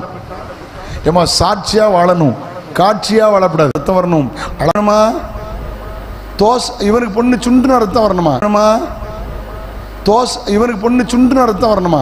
லே ஏம்புலன்னு கேட்டா அது கூட்டிட்டு போய் 4 பேர் பார்க்கலாம். சி லே ஏம்புலன்னு கேட்டா அது கூட்டிட்டு போய் 4 பேர் பார்க்கலாம். சி அறிவு கெட்டவன. ரோட்டில் கூட்டும் போது ஊரில் அவன் பொண்டாட்டி பார்க்கணுங்கிற அறிவு இருக்கு அவனுக்கு? காட்சியா வாழாத, சாட்சியா வாழு. கையை உயர்த்தி ஒரு அல்லையில சொல்லுங்க பார்க்கலாம். இவனுக்கு ஒன்ன பார்க்க சைக்கிள இது கூட்டு போனா எவனா ஒருத்தன் பொண்டாட்டி பார்க்கணுமா? விவரம் இருக்கா கொஞ்சமா? அது என்ன அமைதி பத்தியலா? வெளிப்படுத்தல் 8:1 உங்கள் அமைதியை பார்த்து ஒரு வசனம் ஞாபகம் வருது. ஏறக்குறைய பரலோகத்தில் 1/2 மணி நேரம் அமைதியில் உண்டாயிற்று. ஒரு முத்திரை உடைத்த போது உங்க சபையில் இந்த கன்வென்ஷன்ல பரலோக சாயல் வெளிப்பட்டதுக்காக கர்த்தரை தோத்திருக்கிறேன். காட்சியா வாழ ஆசைப்படாதுங்க, சாட்சியா வாழுங்க. தோத்திரம். ஒரு மாதிரி வாழாதுங்க, ஒரு மாதிரியா வாழுங்க. ஆமென் சொல்லுங்க. எப்படி ஒரு மாதிரியா வாழாதுங்க, ஆனா ஒரு மாதிரி வாழாதுங்க. விளங்குச்சுல்லா? ஏனோக்கு எடுத்துக்கொள்ளப்படுறதுக்கு முந்தி தேவனுக்கு பிரியமானவன் என்று சாட்சி பெற்றான். லாஸ்ட் ஒன் யூதா நிருபத்தில் வாசிக்கிறோம். ஆதாமுக்கு 7ஆம் தலைமுறையான ஏனோக்கும் அவபக்தியாய் நடந்தவர்கள், அவபக்தியாய் பேசின கடின வார்த்தைகள் நிமித்தம் கண்டித்து உணர்த்துகிறதற்கு அவர் வருகிறார் என்று 1000 பரிசுத்தவான்களோடு கர்த்தர் வர முன்னறிவித்தான். முதல் வருகை இயேசுநாதர். 2ஆம் வருகையினுடைய the first part தோத்திரம் தேவதூதரோடு இறங்கி வருவார். சபை எடுத்துக்கொள்ளப்படும். 3 வருஷம் கீழே உபத்திரவ காலம், 3 வருஷம் மகா உபத்திரவ காலம், 7 ஆண்டு மத்தியாக இருப்பார்கள். பிற்பாடு எடுத்துக்கொள்ளப்பட்ட பரிசுத்தவான்களோடு ஒலியமலையில் கால் வைப்பார். இயேசுவின் வருகை, சரீரப்பிரகாரம் வருகையும் தாண்டி மணவாட்டி சபை எடுத்துக்கொள்ளப்படுகிற அந்த வருகையும் தாண்டி 7 வருடங்கள் பகிரங்க வருகையிலே இயேசு வருவதை குறித்து ஏனோக்கு எடுத்துரைத்தார். அதுக்கு அர்த்தம் என்ன தெரியுமா? இயேசுவின் வருகை குறித்து எதிர்பார்ப்பு. அல்லது ஏனோக்கை கர்த்தர் எடுத்துக்கொண்டார். ஏனோக்கு தேவனோடு சஞ்சரித்துக் கொண்டிருக்கையில் காணப்படாமற் போனான். இயேசு வரப்போகிறார். அடையாளங்களை சொல்லியிருக்கிற நம்முடைய தலைமுறையில் அடையாளங்கள் நிறைவேறிவிட்டது. தேவ பயத்தோடு ஒரு வார்த்தை கேளுங்க, ஆண்டவரே என்னை ஏனோக்கை போல என்னை மாற்றும் ஆண்டவரே. ஹல்லேலூயா, ஹல்லேலூயா. உங்கள் வாழ்வை அர்ப்பணிப்போமா? எழுப்பி நிற்போமா? சில நிமிடங்கள் ஜெபிக்க போகிறோம். Glory to God, glory to God. எல்லாரும் எழுப்பி நிற்போமா? எல்லாரும் எழுப்பி நிற்போமா? எல்லாரும் எழுப்பி நிற்போமா? ஜெபம் பண்ணுவோமா? வார்த்தைகளை சொல்லி ஜெபம் பண்ணுங்க. ஒரு வார்த்தை சொல்லுங்க, ஆண்டவரே என்னை ஏனோக்கை போல மாற்றும். கண்களை மூடுங்க, ஜெபிக்க ஆரம்பிங்க, ஜெபிக்க ஆரம்பிங்க. நல்ல வார்த்தைகளை கர்த்தர் தந்தார். நம்மோடு கர்த்தர் பேசி கொண்டிருந்தார். திட்டமாய் கர்த்தரோடு பேசி கொண்டே இருந்தார். ஹல்லேலூயா, glory be to God, glory to God. glory to God. எல்லாரும் கண்களை மூடி ஜெபம் பண்ணுங்க. Close your eyes. ஜெபிக்க ஆரம்பிங்கள், ஜெபிக்க ஆரம்பிங்கள். எல்லாரும் ஜெபிக்க ஆரம்பிங்க. வாய் திறந்து எல்லாரும் ஜெபிக்க ஆரம்பிங்க. இயேசு வரப்போகிறார். இயேசு சீக்கிரம் வரப்போகிறார். ஹalleluya. இவைகளை சாட்சி அறிவிக்கிறவர் மெய்யாகவே நான் சீக்கிரமாய் வருகிறேன் என்கிறார். ஹalleluya. நீங்களும் நானும் சொல்லணும், ஆமென். கர்த்தராகிய இயேசுவே வாரும். ஹalleluya, ஹalleluya. நம்முடைய தலைமுறையிலே நடந்து விட்டது பாருங்க. இன்னைக்கு நடக்கிற யுத்தங்கள், யுத்தத்தின் செய்திகள், இன்னைக்கு நடக்கிற பஞ்சங்கள், இன்னைக்கு நடக்கிற கொள்ளை நோய்கள், இன்னைக்கு நடக்கிற பூமி அதிர்ச்சிகள், இவையெல்லாம் வஞ்சிக்கப்படுகிற அனுபவங்கள் நம்முடைய கண்ணுக்கு முன்னால் நடந்துகிட்டே இருக்குது. இவைகள் எல்லாம் வேதனைக்கு ஆரம்பம். ஓ glory, glory, glory, glory. பாஷாகா பாபாகதரா ஓரபாகலா ஷகதரா. ஹalleluya, ஹalleluya. கிறிஸ்தவம் என்றால் தரித்திரமும் அல்ல, கிறிஸ்தவம் என்றால் உலக பிரகாரம் லக்ஸரி வாழ்க்கையும் அல்ல. உன் தேவையெல்லாம் அவர் சந்திப்பார். எதுக்கு உன் தேவையை சந்திக்கிறார் தெரியுமா? முடிவில் நீ தேவ ராஜ்யத்தை சுதந்திரிக்க வேண்டும், முடிவிலே அந்த ராஜ்யத்தில் போய் பங்கடைய வேண்டும். ஹalleluya, ஹalleluya. ஊரபல ஷபலபல ஹந்துனபல ஊரபல கஷியாலபல கத்துனபல ஊரபல கபாலி அந்தரலப. ஹalleluya. Jesus, Jesus, Jesus. எத்தனை பேர் இந்த ராத்திரி சொல்ல போறீங்க? இப்படி பரிசுத்த கரங்களை உயர்த்தி ஒரு வார்த்தை சொல்லுங்க. Listen to me. இப்படி கையை உயர்த்தி ஒரு வார்த்தை சொல்லுங்க. நல்ல கையை உயர்த்துங்க. எல்லாருக்கும் ஆண்டவரே சொல்லுங்க. என்னோட சேர்ந்து ஆண்டவரே, சுத்தம் ஆண்டவரே, ஒரு ஏனோக்கை போல ஒரு வருகையில் எடுத்துக்கொள்ளப்பட என் வாழ்க்கையை நான் அர்ப்பணிக்கிறேன். ஆண்டவரே இயேசுவே, ஏனோக்கை போல ஒரு பிரதிஷ்டை உள்ள வாழ்க்கை எனக்கு தாரும். ஏனோக்கை போல உம்மோடு சஞ்சரிக்கிற வாழ்க்கை தாரும். சொல்லுங்க வாய் திறந்து. ஏனோக்கை போல விசுவாசம் உள்ள வாழ்க்கை தாரும். ஏனோக்கை போல சாட்சி உள்ள வாழ்க்கை தாரும். ஏனோக்கை போல உம்மை பிரியப்படுத்த கிருபை தாரும். ஏனோக்கை போல ஒரு வருகை குறித்து எதிர்பார்ப்போடு, இயேசுவின் வருகை குறித்து எதிர்பார்ப்போடு வாழ எனக்கு கிருபை தாரும், கிருபை தாரும், கிருபை தாரும். ஆண்டவரே, கையை உயர்த்தி அறிக்கை பண்ண ஒவ்வொரு பிள்ளைகளை ஆசீர்வதிச்சிருங்கப்பா. நீங்க வரும்போது உடைய ராஜ்யத்தில் எடுத்துக்கொள்ளப்பட எல்லாருக்கும் கிருபை தருவீராக, எல்லாருக்கும் கிருபை தருவீராக. துடபக்கபா ஷிடபலகல துடபலகடா துடபலகடபலக ஷிடபலகடபலா. நல்ல கையை தட்டி, நல்ல கையை தட்டி. ஹalleluya, ஹalleluya, ஹalleluya. Jesus, Jesus, Jesus, Jesus, Jesus, Jesus, Jesus, Jesus. Hallelujah, hallelujah. Oh rabaka shialabala. Hallelujah, hallelujah, hallelujah, hallelujah, hallelujah, hallelujah. மல்பிரியனே, என்னை சுநாயகனே, எப்பொழு வரும் மல்பிரியனே என் இயேசு. நல்ல கையடிச்சு பாடுங்க. எப்பொழு வரும் என் கண்ணின் துடைச்சிடுவார், ஆஸ்வசிப்பார். என் கண்ணின் துடைச்சிடுவார், அங்கே ஆஸ்வசிப்பார். என் இயேசுவே வானவிலே வந்திடவே. இயேசுவே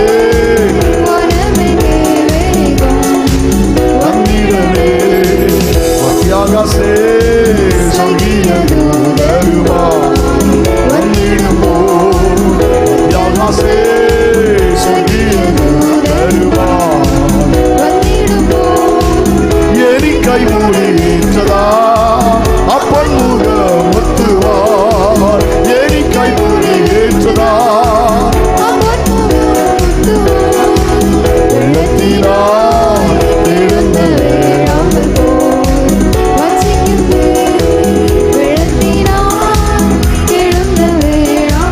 கைத்தட்டி பாடுறீங்க, பாடுங்க. பிரியனே, என் இயேசு நாயகனே, எப்பொழு வரும். பிரியனே, என் இயேசு நாயகனே, எப்பொழு வரும். பிரியனே, என் இயேசு நாயகனே, எப்பொழு வரும். வஸ்திரம் தாரிச்சுயர்ந்த விசுத்த சங்கமது. வஸ்திரம் தாரிச்சுயர்ந்த விசுத்த செனில் சாமி தேவந்து அல்லேலூயா பாடுவார். செனில் சாமி தேவந்து அல்லேலூயா பாடுவார். புத்தியுள்ள நிர்மல கன்னிகை போல் ஒருங்குமே. புத்தியுள்ள நிர்மல கன்னிகை போல் ஒருங்குமே.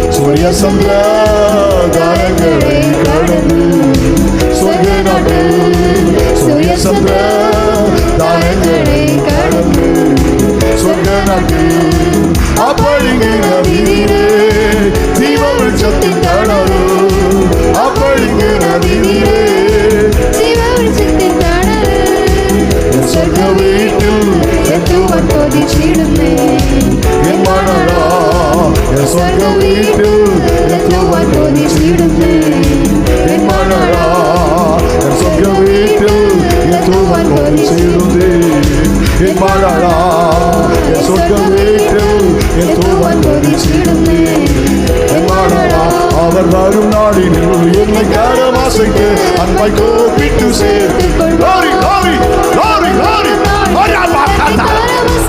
அன்பை கோப்பிட்டு சேர்த்து கொள்வார் அவர் சமூகமதில் அங்கே அவர் உடனே ஆடி பாடி ஜீவன பொங்கல அந்தல பொங்கல தூவன பொங்கா ராகா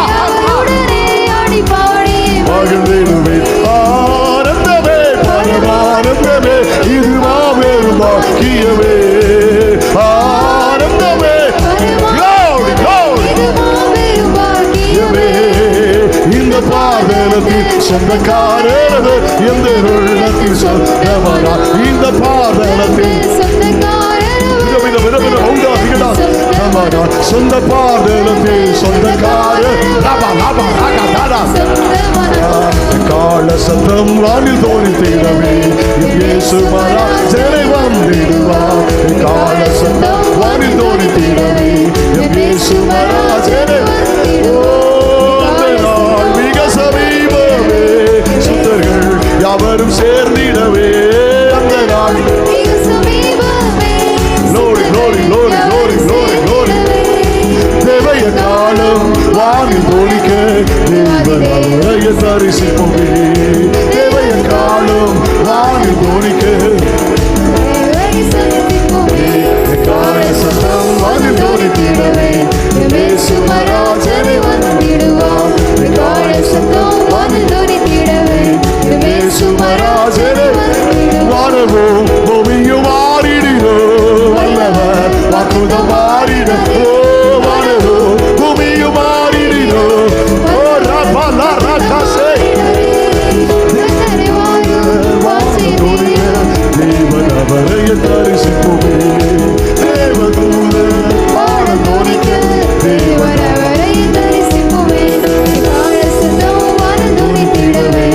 இயேசு மராஜனை